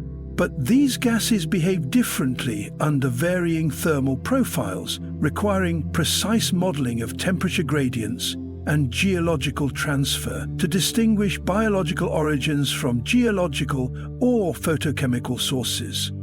The field is still in its infancy. Yet with each exoplanet surveyed, with each thermal spectrum captured, we inch closer to answering one of humanity's oldest questions. are we alone? The thermal whispers from alien skies, barely perceptible across light years, carry with them the secrets of distant climates, lost oceans, evolving atmospheres, and perhaps even alien biology. As we follow the trail of heat outward, from the familiar to the alien, we are reminded that temperature is more than a physical property. It is a storyteller, encoding the past, present, and future of distant worlds. It gives shape to atmospheres, fuels weather, drives chemistry, and defines the fragile conditions under which life might emerge. And just as the delicate dance of atmospheric temperature shapes the fate of exoplanets, the interplay of temperature and gravity within stellar cores sets the stage for the next chapter. From the layered envelopes of gas giants and terrestrial bodies, we now dive deeper into the hearts of stars, where intense gravitational compression gives birth to stellar ignition. In the next outline, we journey into the furnace of nuclear fusion, exploring how heat and pressure combine to transform hydrogen into helium and release the energy that powers the stars. In the cold, dark vastness of interstellar space, where starlight barely reaches and temperatures drop to just a few degrees above absolute zero, there exists a realm of cosmic chemistry so delicate and yet so vital to the evolution of the galaxy that its significance is only beginning to be understood. It is here, in the frigid hearts of dense molecular clouds, that interstellar ices quietly coat tiny dust grains, acting as laboratories for physical transformations that ultimately seed the birth of stars, planets, and perhaps even life itself. Though visually invisible, these microscopic ice mantles bear witness to a continuous dance between energy and matter. Through heating, sublimation, refreezing, and chemical evolution that forms one of the most intricate and fundamental processes in the interstellar medium. Interstellar ices are primarily composed of simple molecules: water, carbon dioxide, carbon monoxide, ammonia, methane, and methanol among them. These substances form when atoms and molecules condense onto dust particles in extremely cold environments where temperatures fall below 50 Kelvin. Under such chilling conditions, hydrogen and oxygen atoms settle on the surfaces of silicate or carbonaceous dust grains, forming water ice through a process known as surface catalysis. Similar processes produce other volatiles, leading to complex multi-layered ice structures that evolve chemically and physically over time. These ices remain dormant, sometimes for millions of years, preserved in the cold shadows of molecular clouds, until they are stirred by the arrival of heat. The introduction of heat in these frozen realms is not random. As gravitational forces begin to collapse dense regions of a molecular cloud into protostars, temperatures begin to rise. The collapse of a cloud core into a luminous young stellar object sends waves of radiation into the surrounding environment, warming the dust and ice. As temperatures climb past 100 Kelvin, phase transitions begin. The ices, once stable in solid form, start to sublimate directly into gas, bypassing the liquid phase due to the low pressure of space. This process, known as thermal desorption, releases a cascade of molecules into the surrounding medium, drastically altering the chemistry of the nascent star-forming region. These liberated molecules include not only the original components of the ices, but also more complex organics, synthesized within the ice itself over cosmic timescales. Laboratory studies and telescope observations, particularly from infrared instruments like the James Webb Space Telescope and its predecessors, have revealed the signatures of these sublimating ices. When heated, Water ice shows sharp vibrational features in the infrared, while carbon monoxide and methane produce distinctive absorption bands that allow astronomers to trace their presence across interstellar regions. The detection of these spectral fingerprints not only maps the distribution of ices in protostellar environments, but also provides clues about their temperature history, molecular composition, and exposure to ultraviolet radiation. In regions where young stars emit intense radiation or shock waves propagate through the cloud, the ices undergo photodesorption, where high-energy photons break chemical bonds and release atoms and radicals from the ice into the gas phase, further fueling astrochemical reactions. What emerges from these thermal events is far more than a temporary disturbance. The chemical evolution initiated by phase changes in interstellar ices becomes the foundation for the organic richness of planetary systems. As icy grains are incorporated into protoplanetary disks, the molecules they carry are delivered to growing planets and comets. It is believed that Earth's own water and a substantial portion of its prebiotic organic material arrived via such icy messengers. In this sense, interstellar ice is not merely a passive component of the cosmic landscape, but a carrier of complexity, one that bridges the cold simplicity of the interstellar medium with the intricate chemistry of life. Furthermore, the role of heat in triggering these transformations is multifaceted. It is not limited to thermal energy from stars, but also includes shocks from supernova explosions, turbulence within molecular clouds, and even interactions with cosmic rays and high-energy particles. Each of these heat sources can induce specific phase changes and chemical pathways. For instance, cosmic rays can penetrate deep into dense clouds, depositing energy that allows radical chemistry to proceed even in shielded environments.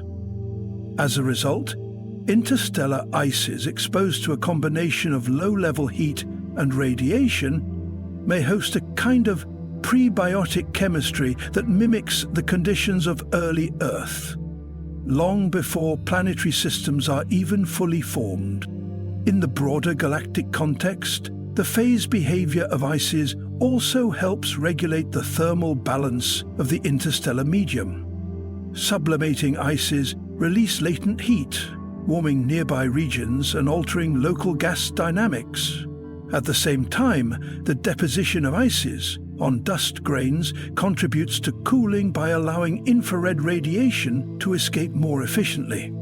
These processes influence cloud fragmentation, star formation efficiency, and the structure of molecular clouds on galactic scales. The delicate interplay between heating and cooling, freezing and sublimation, reveals that even the quietest corners of the universe are in a constant state of dynamic thermal evolution. The study of these icy transformations is still expanding. As observational tools grow more powerful and laboratory simulations become more precise, scientists are uncovering new molecular species hidden within the ice, including complex organics that hint at the seeds of biology. The boundary between chemistry and astrophysics continues to blur, offering a view of the cosmos not just as a physical mechanism, but as a thermally driven alchemical cauldron, where elements and energies converge. And so, from the invisible frost clinging to interstellar grains, we find a story of thermal metamorphosis, an account of how cold, quiet matter awakens under heat's influence and evolves into a source of chemical diversity across the galaxy. As these ices continue their transformation journey, they eventually become incorporated into larger celestial bodies and even star systems, thereby influencing the thermal behavior of entire galactic environments. As we now shift our gaze outward once more, toward the largest gravitationally bound systems in the universe, We arrive at the next frontier in our thermal odyssey, the velocity fields and temperature flows of expanding galaxy clusters. In these colossal arenas, heat and motion are not confined to tiny grains of ice, but span millions of light years, sculpting the dynamics of cosmic structure on the grandest scale. The role of temperature in shaping planetary habitability. In the vast and varied theatre of the cosmos, temperature plays one of the most decisive roles in determining whether a planet is merely a desolate orb or a potential cradle for life. More than distance from a star, more than the presence of water, or even atmospheric composition, temperature dictates the underlying physics and chemistry that drive habitability. It is the thread that weaves together climate stability, chemical reactivity, atmospheric dynamics, and biological processes. And it is this variable, this seemingly simple metric of thermal energy, that has influenced the course of habitability from Earth to the most distant exoplanets known today. The story of temperature and habitability begins with the fundamental principle of the habitable zone, often referred to as the Goldilocks zone. Not too hot, not too cold, but just right for liquid water to exist on a planet's surface. This region around a star defines a rough corridor where thermal conditions allow for water to remain in its liquid phase, a condition most biologists agree is essential for life as we know it. But the habitable zone is not a fixed distance. Its boundaries shift based on the luminosity and age of the host star. For young, cooler stars like red dwarfs, the zone lies much closer. For massive, short-lived stars like blue giants, it drifts far out, though usually without remaining stable long enough for life to emerge. Even within this zone, temperature is not dictated solely by a planet's proximity to its star. Atmospheric composition plays a crucial role. The greenhouse effect, particularly the presence of gases such as carbon dioxide, methane, and water vapor, traps heat and moderates the surface temperature. On Earth, this natural process has maintained a stable climate for billions of years, allowing life to flourish. Yet, on Venus, a runaway greenhouse effect has turned a once potentially habitable world into an inferno, where surface temperatures soar high enough to melt lead. Conversely, on Mars, the thin atmosphere fails to retain sufficient heat, plunging it into a frigid wasteland despite being within the Sun's habitable zone. Temperature also regulates the chemical pathways that underpin prebiotic chemistry.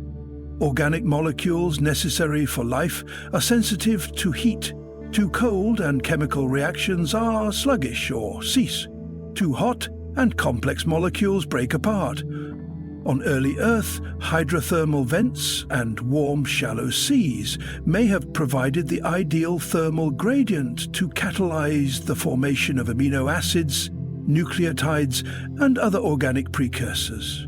Thus, habitability is not merely about sustaining life, but also about creating it.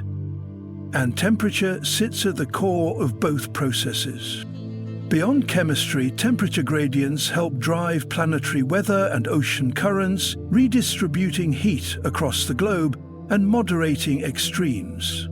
On Earth, these patterns give rise to temperate climates and biomes. Planets without significant axial tilt, or with tidally locked rotations where one side perpetually faces the star, suffer from thermal imbalance, with scorching daylight sides and frozen night sides, conditions that challenge habitability unless mechanisms such as thick atmospheres or subsurface oceans moderate the heat. The presence of plate tectonics, volcanism, and magnetic fields, all influenced by a planet's internal heat, further affect climate stability atmospheric replenishment, and protection from harmful stellar radiation. The thermal history of a planet is equally critical. Earth has seen dramatic shifts in temperature over geologic time: snowball Earth episodes, greenhouse periods, and ice ages. These fluctuations have influenced evolutionary pathways, acted as selective pressures, and even reset the biosphere multiple times. Habitability, therefore, is not static.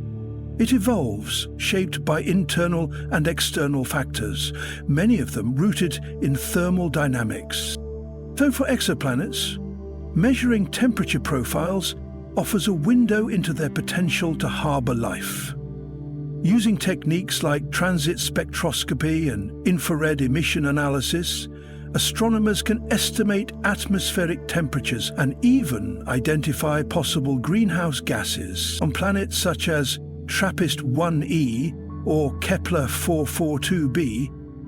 Thermal signatures hint at conditions that might permit liquid water, but temperature must always be interpreted in the broader context of atmospheric pressure, composition, stellar activity, and geological processes.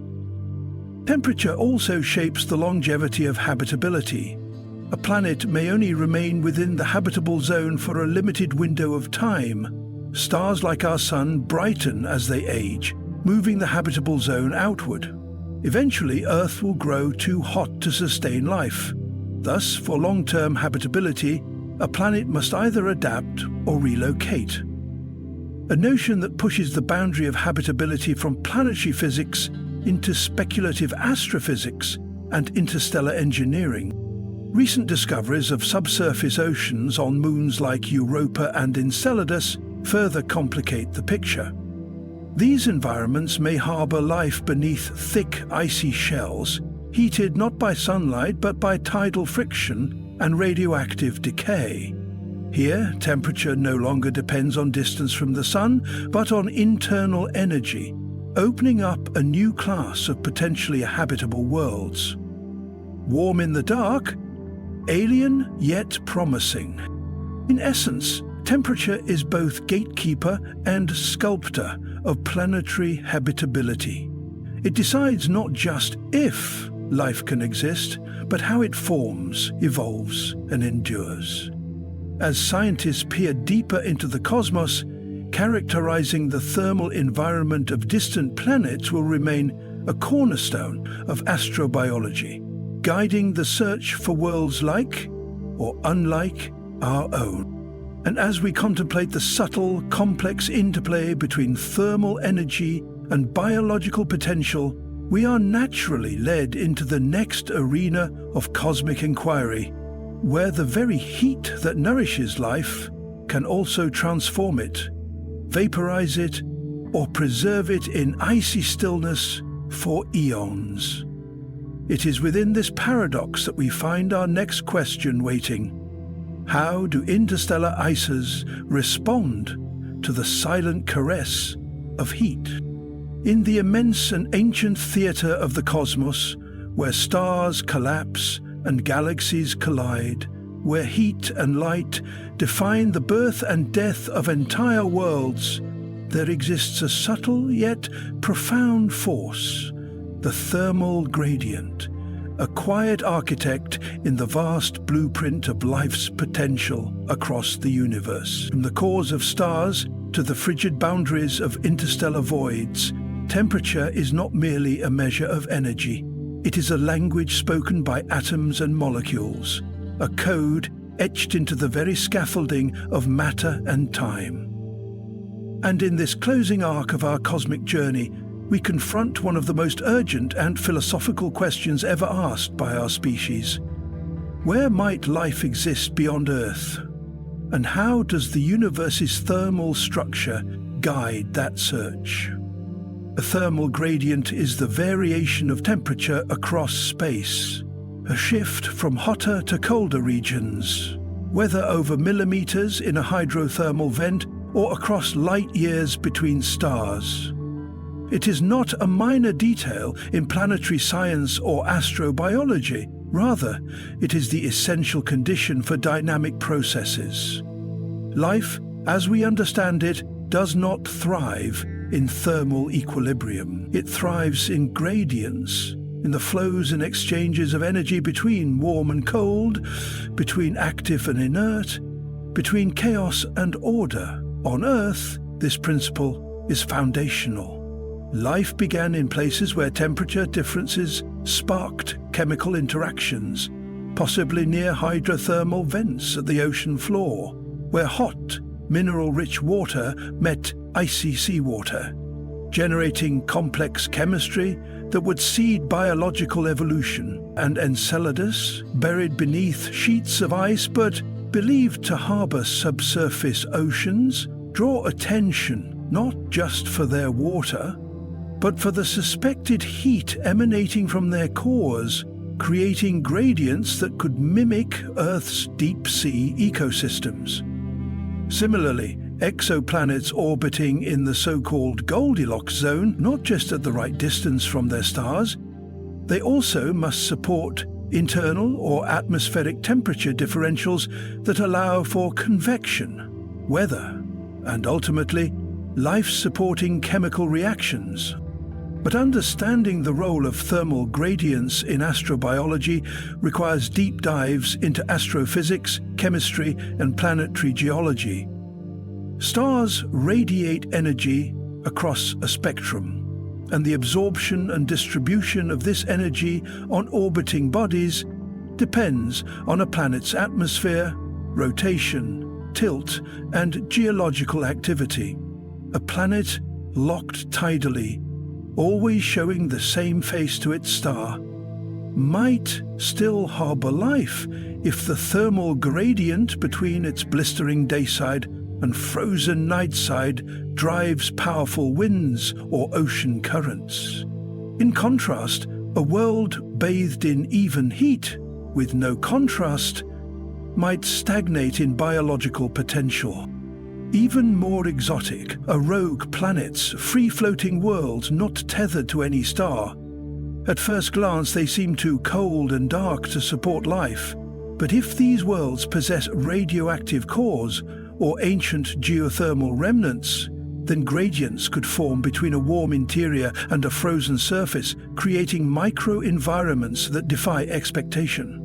Life in such places would be stranger than fiction. Alien, not only in biology, but in its thermal reality. The story of thermal gradients also intersects with our study of atmospheres and greenhouse effects. On Earth, the atmosphere traps solar energy, redistributes it, and maintains a gradient from equator to pole, driving wind, rain, and climate. On Venus, a runaway greenhouse effect erases most gradients, creating a planet where temperature is nearly uniform and uniformly hostile. On Mars, a thin atmosphere means dramatic fluctuations between sunlit and shaded areas, making thermal gradients too extreme for liquid water to persist on the surface. These examples show how finely tuned the thermal environment must be. Not just warm, but layered, dynamic, and sustained. As we peer deeper into the galaxy with telescopes like the James Webb and the next generation of observatories, we are not only looking for blue dots and Earth twins, we are looking for thermal clues, subtle fingerprints of gradients in atmospheric composition, infrared emissions, seasonal temperature shifts, and albedo changes that might betray internal heat sources or volatile cycles. These gradients are not just background information. They are the evidence trail left by planetary engines, possibly at work, mixing elements and giving rise to complexity. Temperature also shapes chemistry.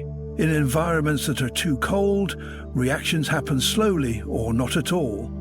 In places too hot, molecules disintegrate before they can combine into anything useful. But in the right thermal window, at the right gradient, carbon can bond with hydrogen, oxygen with nitrogen and organic molecules can evolve into biochemistry.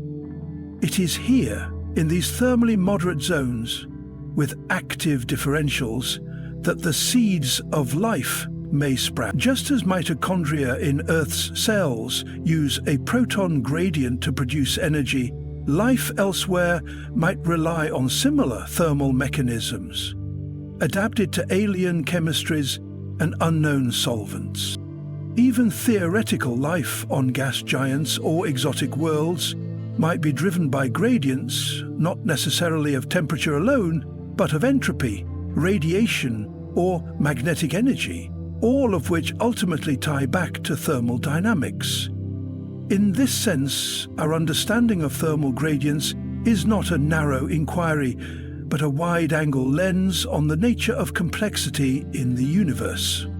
And so, as we close this journey across black-body radiation and stellar temperatures, across dying white dwarfs and gas giant storms, across icy moons and faraway exoplanets, we arrive at a simple but profound insight. The search for life is, at its core, a search for gradients. Life is not an isolated miracle. It is a thermodynamic phenomenon, a pattern that arises when energy is allowed to flow, when systems are out of balance, just enough to evolve, adapt, and remember. We have followed the trail of heat from the hearts of stars to the coldest edges of interstellar space, and now we see that thermal gradients are not just clues to life's existence, they are the very preconditions of life's emergence. The cosmos does not merely tolerate life.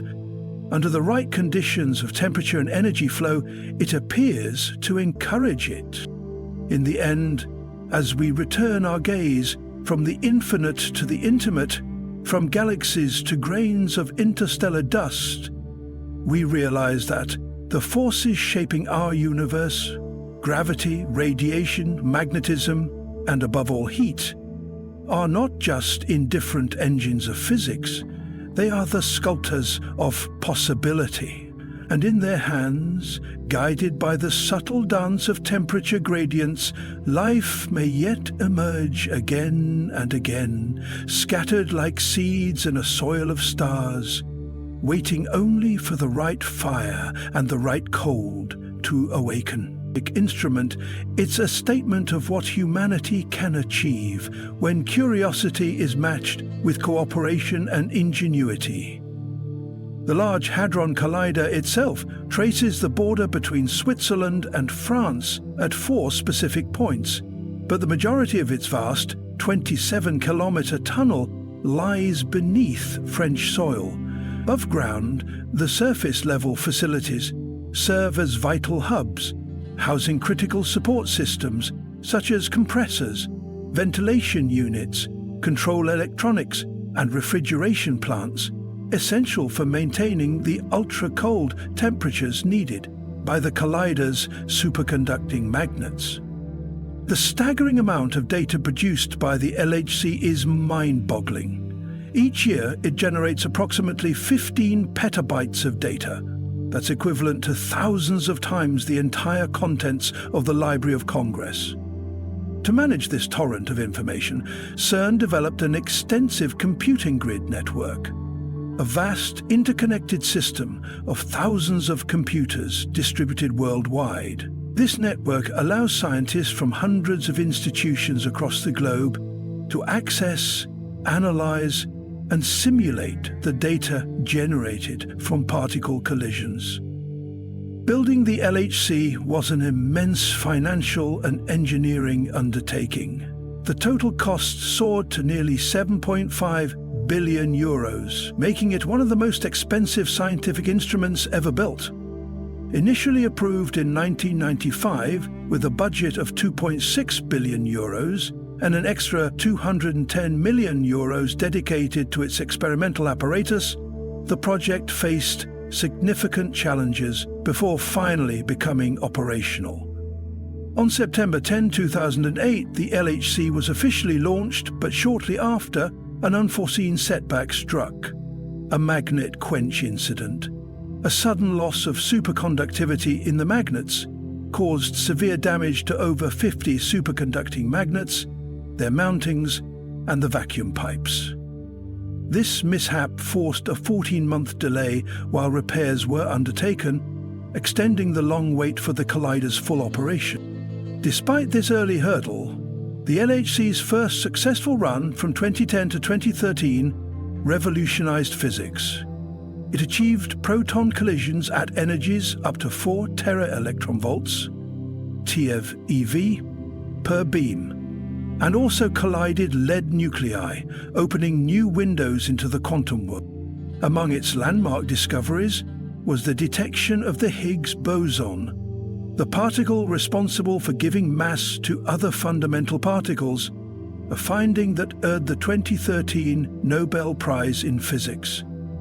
The LHC also identified exotic composite particles like the bottomonium state and produced fleeting states of quark-gluon plasma, the primordial form of matter thought to have existed just moments after the Big Bang. These breakthroughs marked the LHC as a powerful engine for discovery, forever changing our understanding of the universe's smallest and most mysterious components. Ultimately, the Large Hadron Collider achieved one of its primary scientific goals: to explore and confirm the existence of the elusive Higgs boson. This particle is a cornerstone of the Standard Model of particle physics, a theoretical framework describing the fundamental forces and particles that compose our universe. For decades, the Higgs boson remained purely theoretical. Its substantial mass and complex nature made it nearly impossible to detect with earlier technologies. CERN scientists predicted that if the Standard Model was accurate, the LHC would produce multiple Higgs bosons every minute during high-energy collisions. This capability enabled physicists to finally verify the particle's existence with undeniable evidence, transforming theory into confirmed reality. Beyond the Higgs, the collider has also been instrumental in probing the existence of supersymmetric particles, another speculative phenomena that could extend or even revolutionize our understanding of particle physics. Following its initial 3-year operational run from 2010 to 2013, the LHC underwent a lengthy pause for vital upgrades. The collider resumed operations in 2015, entering its second phase, which continued until 2018. After another scheduled shutdown, it was once again reactivated in April 2022 with enhanced capabilities, including a maximum beam energy upgraded to 6.8 tera-electronvolts, the AV. This third run is expected to last until 2026, promising even more profound insights into the subatomic world. Yet, amidst the excitement of this third run, a mysterious and perplexing event shook the scientific community. An unexpected anomaly that has left researchers searching for answers and ignited concerns among even the most renowned physicists.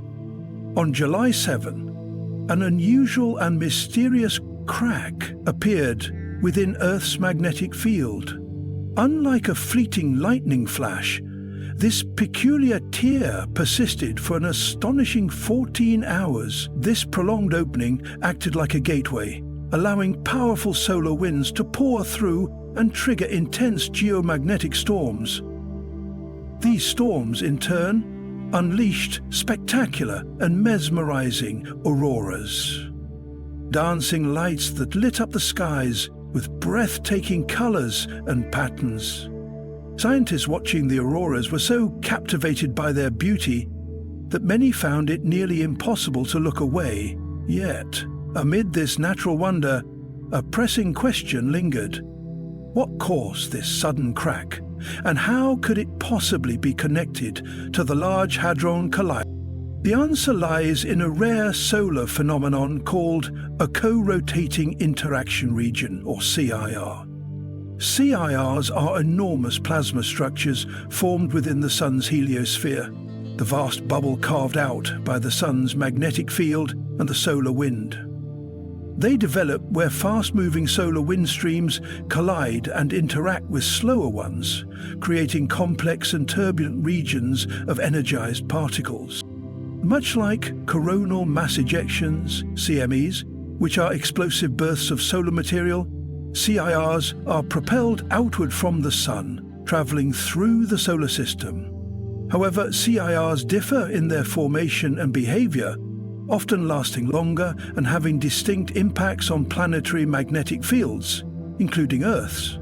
As the slow-rotating interaction region, or CIR, traveled toward Earth, it carried with it powerful shock waves and compressed magnetic fields. These energetic disturbances spark tumultuous space weather phenomena that often manifest as stunning auroras, ethereal light shows that dance across the polar skies.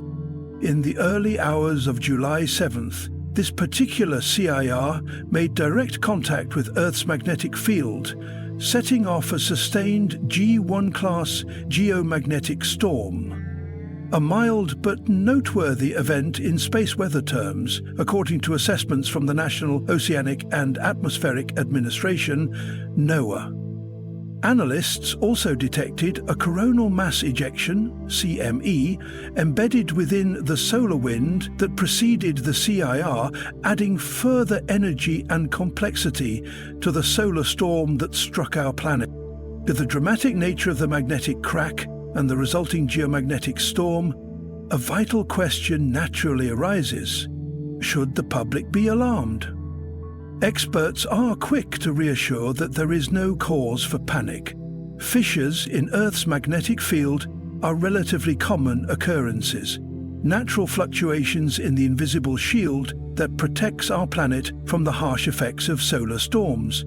This magnetic shield, generated by Earth's molten core, serves as a crucial barrier, deflecting charged particles emitted by the Sun and preventing them from wreaking havoc on our atmosphere, satellites and power grids. While many such cracks or openings in the magnetic field tend to open and close quickly, sometimes lasting only minutes or seconds, recent observations reveal that these fissures can sometimes remain open for extended periods, spanning several hours. These prolonged openings allow more solar particles to enter the near-Earth environment, increasing the intensity and duration of geomagnetic storms. However, despite the spectacular auroras and the sustained magnetic crack witnessed on July 7th, scientists emphasize that these events are part of the dynamic nature of Earth's magnetosphere. The magnetic field is not static. It constantly fluctuates and adjusts in response to solar activity, maintaining a delicate balance that has shielded life on our planet for billions of years. Back in 2003, Harold Freyer, the lead author of a pivotal study on this very phenomenon, offered a vivid analogy to help us understand Earth's magnetic shield. He compared it to a drafty house during a storm, with a window left wide open. This image perfectly illustrates how, despite the magnetic shield's primary role of deflecting solar storms, some energy can still slip through the gaps.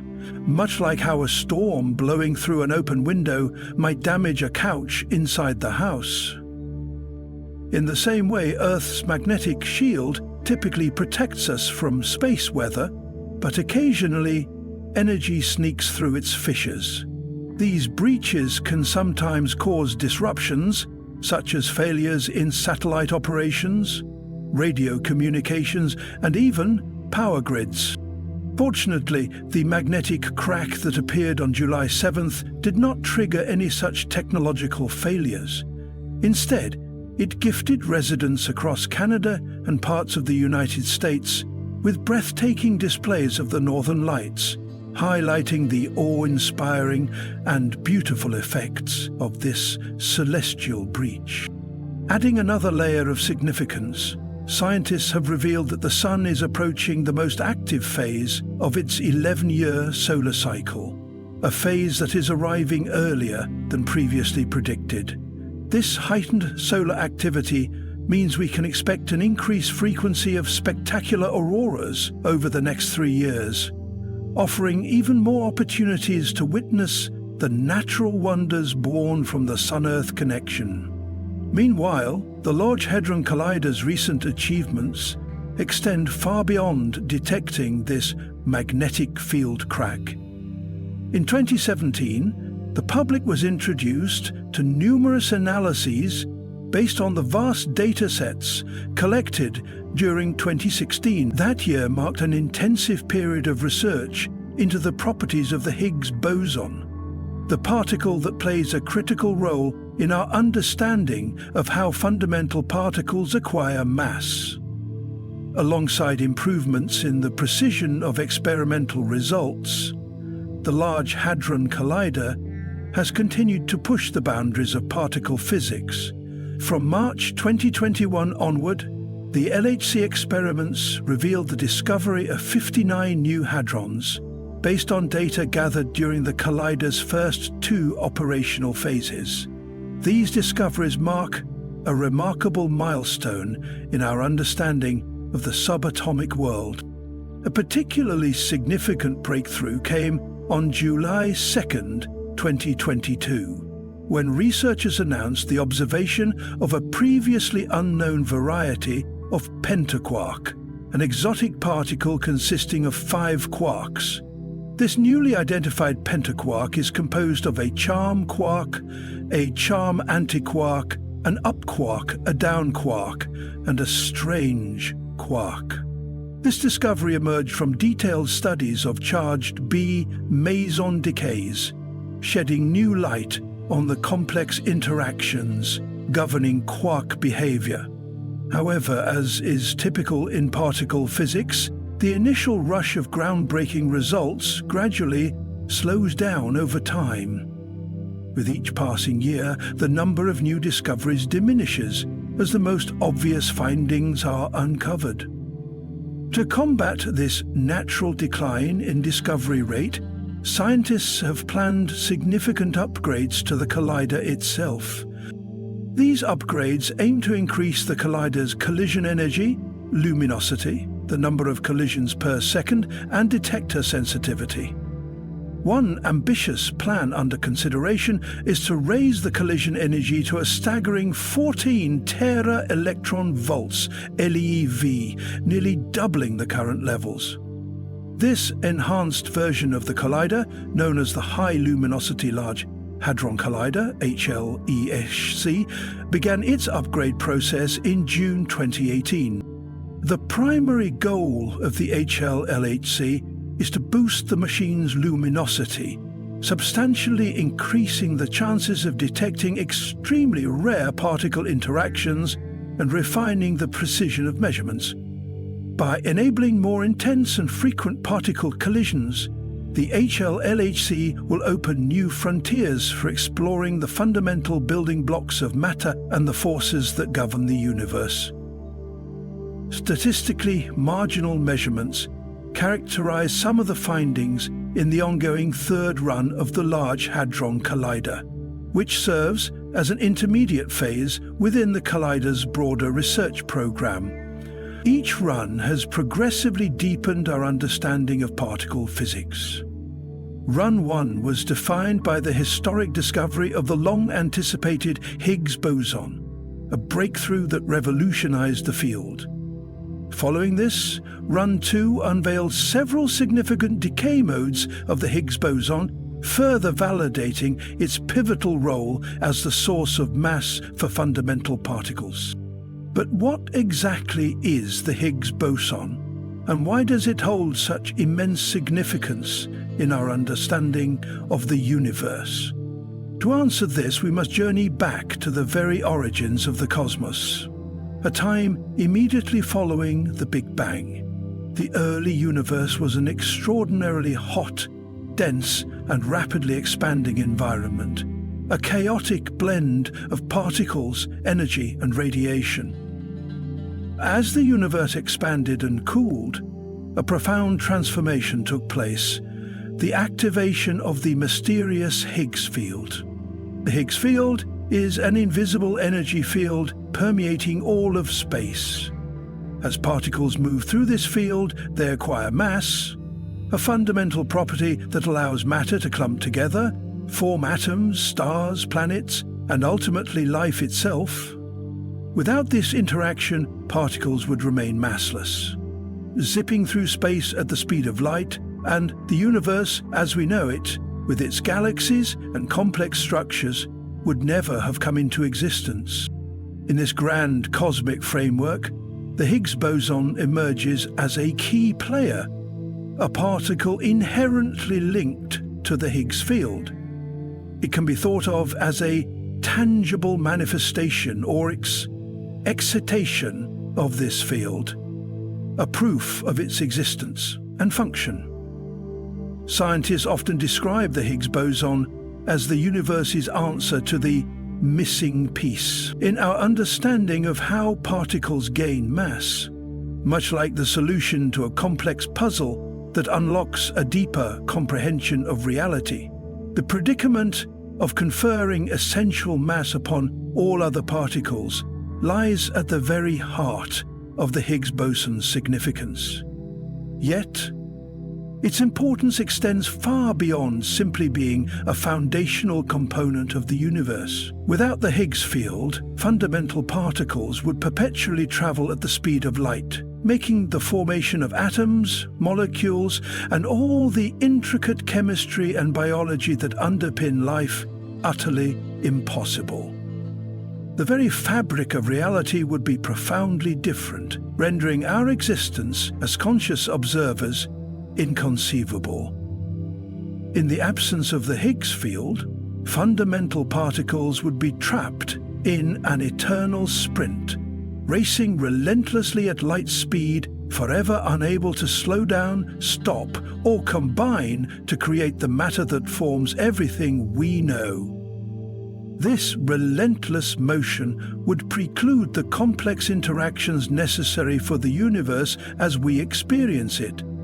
The discovery of the Higgs boson marked a monumental milestone in particle physics, confirming a critical piece of the Standard Model.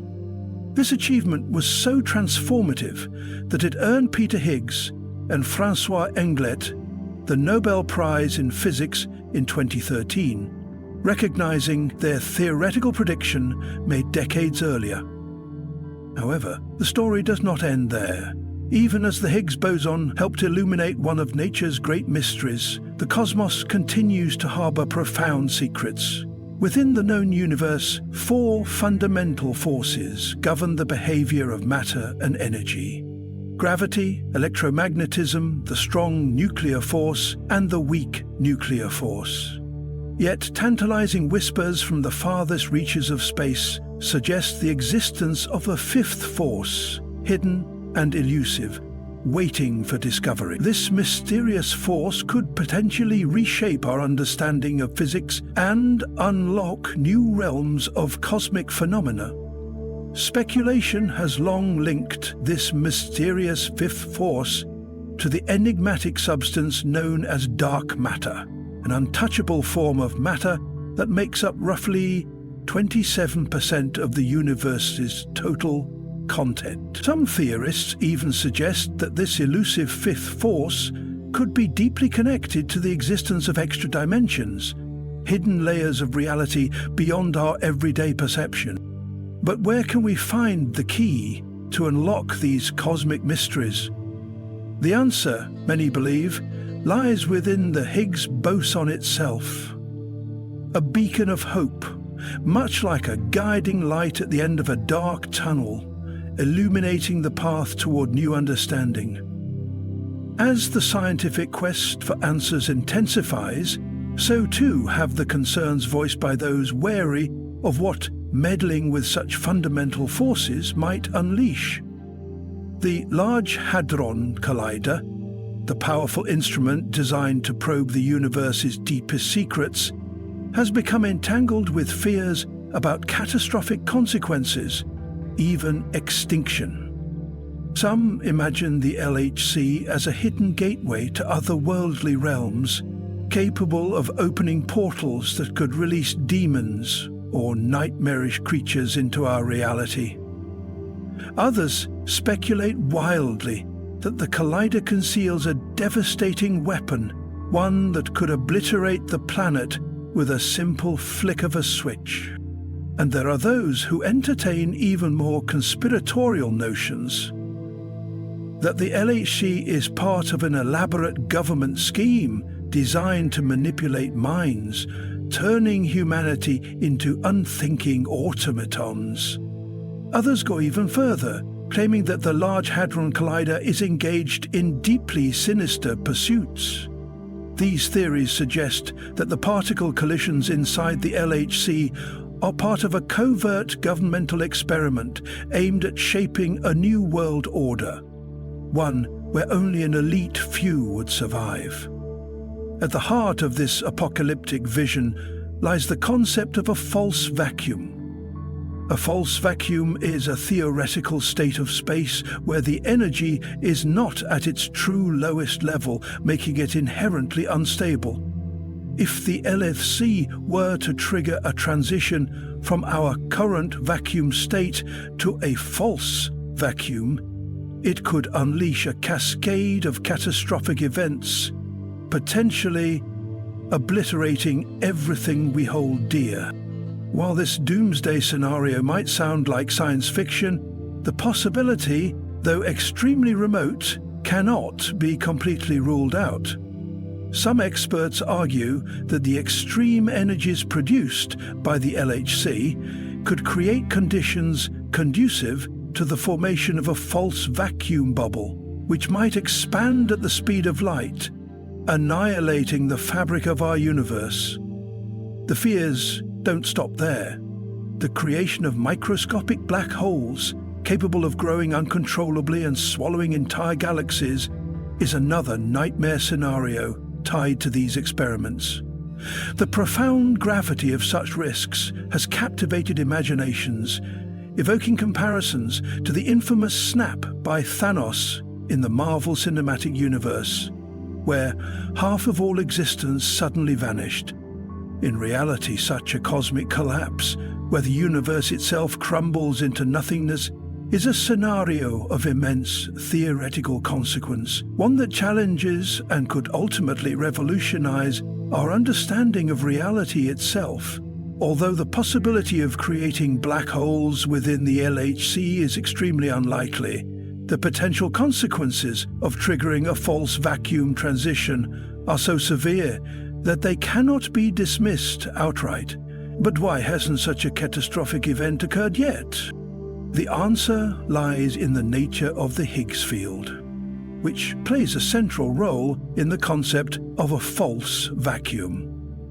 For the Higgs field to shift from its current false vacuum state to a lower energy, true vacuum state, it would have to overcome an enormous energy barrier through a process known as quantum tunneling. This barrier is so immense that the time required for such a transition to naturally occur is estimated to far exceed the age of the universe itself. In other words, while the theoretical possibility of a universe-ending collapse exists, it is not something that poses any immediate or practical threat. The Higgs field remains metastable, temporarily trapped in its current false vacuum state, allowing the universe to persist as we know it. Meanwhile, CERN continues its ambitious scientific journey. The Large Hadron Collider's third run, which began recently, is projected to continue until 2025, with the goal of doubling the current data collected. Following this, CERN plans an extended pause lasting until 2029 to upgrade the facility. When the LHC returns to full operation after this break, it will be capable of generating particle collisions at a rate 10 times greater than today, ushering in an era of unprecedented precision and discovery. This milestone will mark the beginning of the Large Hadron Collider's fourth run, anticipated to extend until 2042. By the time this phase concludes, the LHC is expected to amass a dataset nearly 10 times larger than that projected at the end of the third run. Looking ahead, the fourth run promises to not only corroborate the theories and hypotheses that arise from the experiments and analyses of the third run, but also to expand our understanding even further. Each run of the LHC represents a deliberate and incremental progression within its overarching program. Every phase builds upon the achievements of its predecessor in an unbroken quest for scientific discovery. Peering into the future, the culmination of the LHC's efforts signals an even deeper exploration of the universe's most profound mysteries. The evolution of the LHC summarizes a story of gradual advancement, punctuated by tantalizing revelations. As it forges forward through its third run and beyond, each collision event contributes incrementally to our collective knowledge. This systematic expansion of understanding offers unprecedented access to the hidden complexities of the cosmos.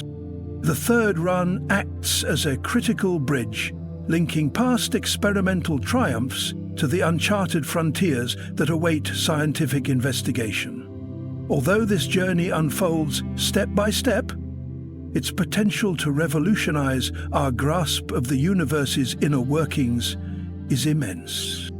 In this unfolding chronicle of the LHC program, the spirit of scientific inquiry shines brightest, methodically unraveling the cosmos's puzzles through each collision.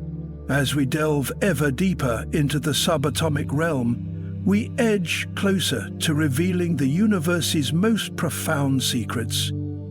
Fueled by the dedication of brilliant minds and the extraordinary capabilities of the LHC, the third run stands as a pivotal chapter in this narrative, laying the groundwork for the insights, revelations, and paradigm-shifting breakthroughs that will define our scientific voyage for decades to come. Throughout the extensive chronicles of human history, few endeavors have stirred the collective imagination and propelled the course of humanity forward as powerfully and profoundly as the iconic Apollo 11 mission.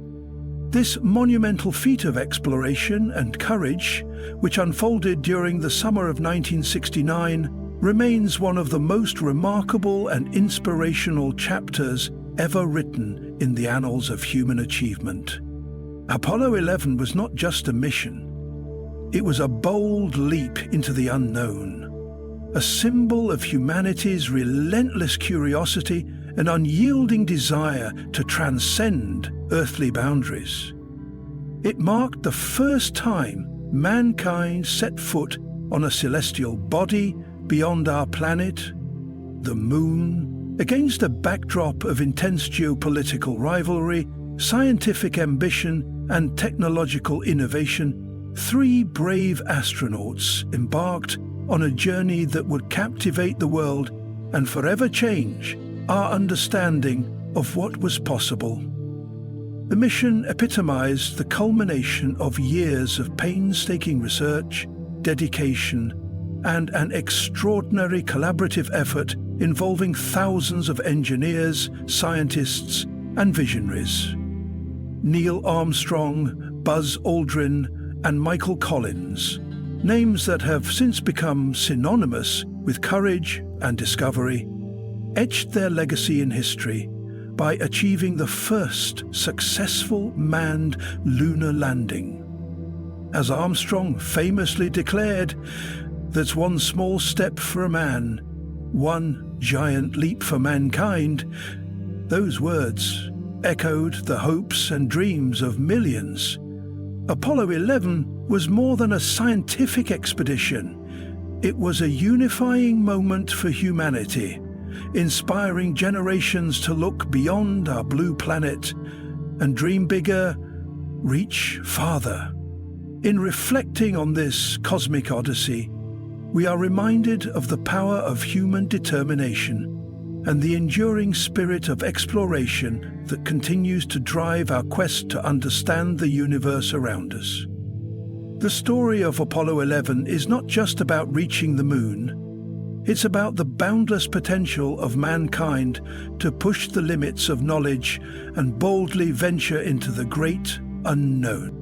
While many remember Apollo 11 primarily for its triumphant lunar landing and Neil Armstrong's immortal words echoing across the silent expanse of space, there exists a shadowed narrative, a story far less told and often overlooked, nestled quietly within the mission's grand timeline. This is the tale of Michael Collins, the unsung hero of Apollo 11, whose role in the monumental lunar saga was nothing short of pivotal, yet whose legacy has remained shrouded in relative obscurity. Today, we set out on an expedition into the forgotten corridors of history, guided by Michael Collins himself.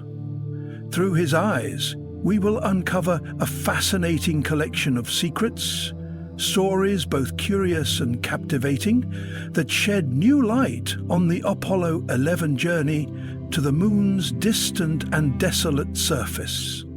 While Armstrong and Aldrin took the historic steps onto the lunar soil, Collins remained in solitary orbit aboard the command module, circling the moon alone, entrusted with the critical task of keeping the spacecraft safe and ready for their return. His was a lonely vigil, filled with equal parts tension and responsibility as he maintained the lifeline between the Earth and those who dared to walk on the moon.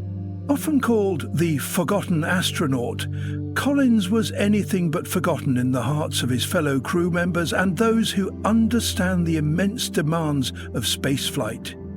His steadfast commitment, calm resolve, and expert piloting were essential to the mission's success, a true testament to the fact that exploration is never the work of one alone, but the achievement of many.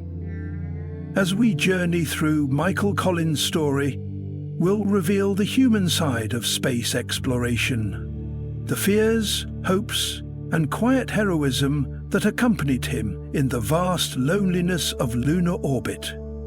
His reflections provide a unique perspective on one of humanity's most extraordinary adventures, reminding us that sometimes the most profound contributions happen behind the scenes, away from the spotlight. Join us as we unlock this hidden chapter of Apollo 11, celebrating the courage and dedication of Michael Collins, and rediscovering the deeper layers of a mission that redefined the limits of possibility for all humankind. And what of the mysterious far side of the moon, the enigmatic realm that has long beckoned humanity with its silent secrets? It raises an intriguing question. Why, after decades of quiet reticence, did Michael Collins choose this very moment to reveal the cryptic experiences he kept locked away for so long? What unknown events or revelations on the lunar surface compelled this stoic astronaut to finally share these concealed truths, hidden deep within the cosmic expanse? Join us as we journey further into this captivating narrative, peeling back the many layers of mystery that Michael Collins gradually uncovers about Apollo 11's extraordinary lunar mission. His reflections open a window into moments never before fully explored, moments that challenge our understanding of that historic voyage. Of course, no recounting of Apollo 11 would be complete without revisiting the immortal words of Neil Armstrong, spoken as he took humankind's first steps onto the moon's desolate surface. Each syllable echoes with the profound weight of the moment, etching itself indelibly into the collective memory of our species. A testament to human courage, curiosity, and the unyielding drive to explore. Yet, behind those iconic words lies a deeper story, one woven with suspense, solitude, and secrets. that only now begins to come to light through the voice of the mission's often overlooked guardian of lunar orbit, Michael Collins. That's one small step for man, one giant leap for mankind. These iconic words, spoken against the desolate and barren backdrop of the moon's surface, perfectly captured the monumental significance of that historic moment. Buzz Aldrin soon followed in Neil Armstrong's footsteps, as the two brave astronauts boldly ventured onto the lunar terrain, forever etching their names into the annals of history. Meanwhile, Michael Collins held a role just as critical, though often overshadowed and underappreciated. Serving as the vigilant guardian of the command module Columbia, he orbited the moon alone, ensuring the safe return of his comrades as they embarked on their extraordinary cosmic exploration. The moon itself has captivated humanity's imagination since the dawn of consciousness. For millennia, it has been a symbol wrapped in mystery and awe. Long before the invention of telescopes or modern scientific instruments, our ancestors gazed at the moon with wonder and curiosity, crafting stories, myths, and calendars around its phases and light. For centuries, humans meticulously tracked the moon's phases, unraveling the intricate rhythms of lunar eclipses and weaving rich myths and legends around its silvery visage. Early sky watchers intuited the moon's powerful influence on Earth's tides and pondered its mysterious effects on human psychology and behavior. The first probes sent to the moon were unmanned. Soviet lunar missions and the American Ranger and Surveyor programs paved the way. These early robotic explorers returned invaluable data about the lunar surface, geology, and environmental conditions. With every new discovery, humanity's fascination deepened, fueling a growing determination to send humans to walk on that distant, enigmatic world. This ambition intensified dramatically during the Cold War, as the United States and the Soviet Union engaged in a fierce competition for space supremacy. The race to the moon became a symbolic battleground for national pride and technological prowess. In response, the United States launched the Apollo program in 1961, a bold and resounding commitment to land a man on the moon and return him safely to Earth. This bold affirmation of our determination to send humans to the moon and return them safely before the decade's end demanded unprecedented resources, ingenuity, and coordination.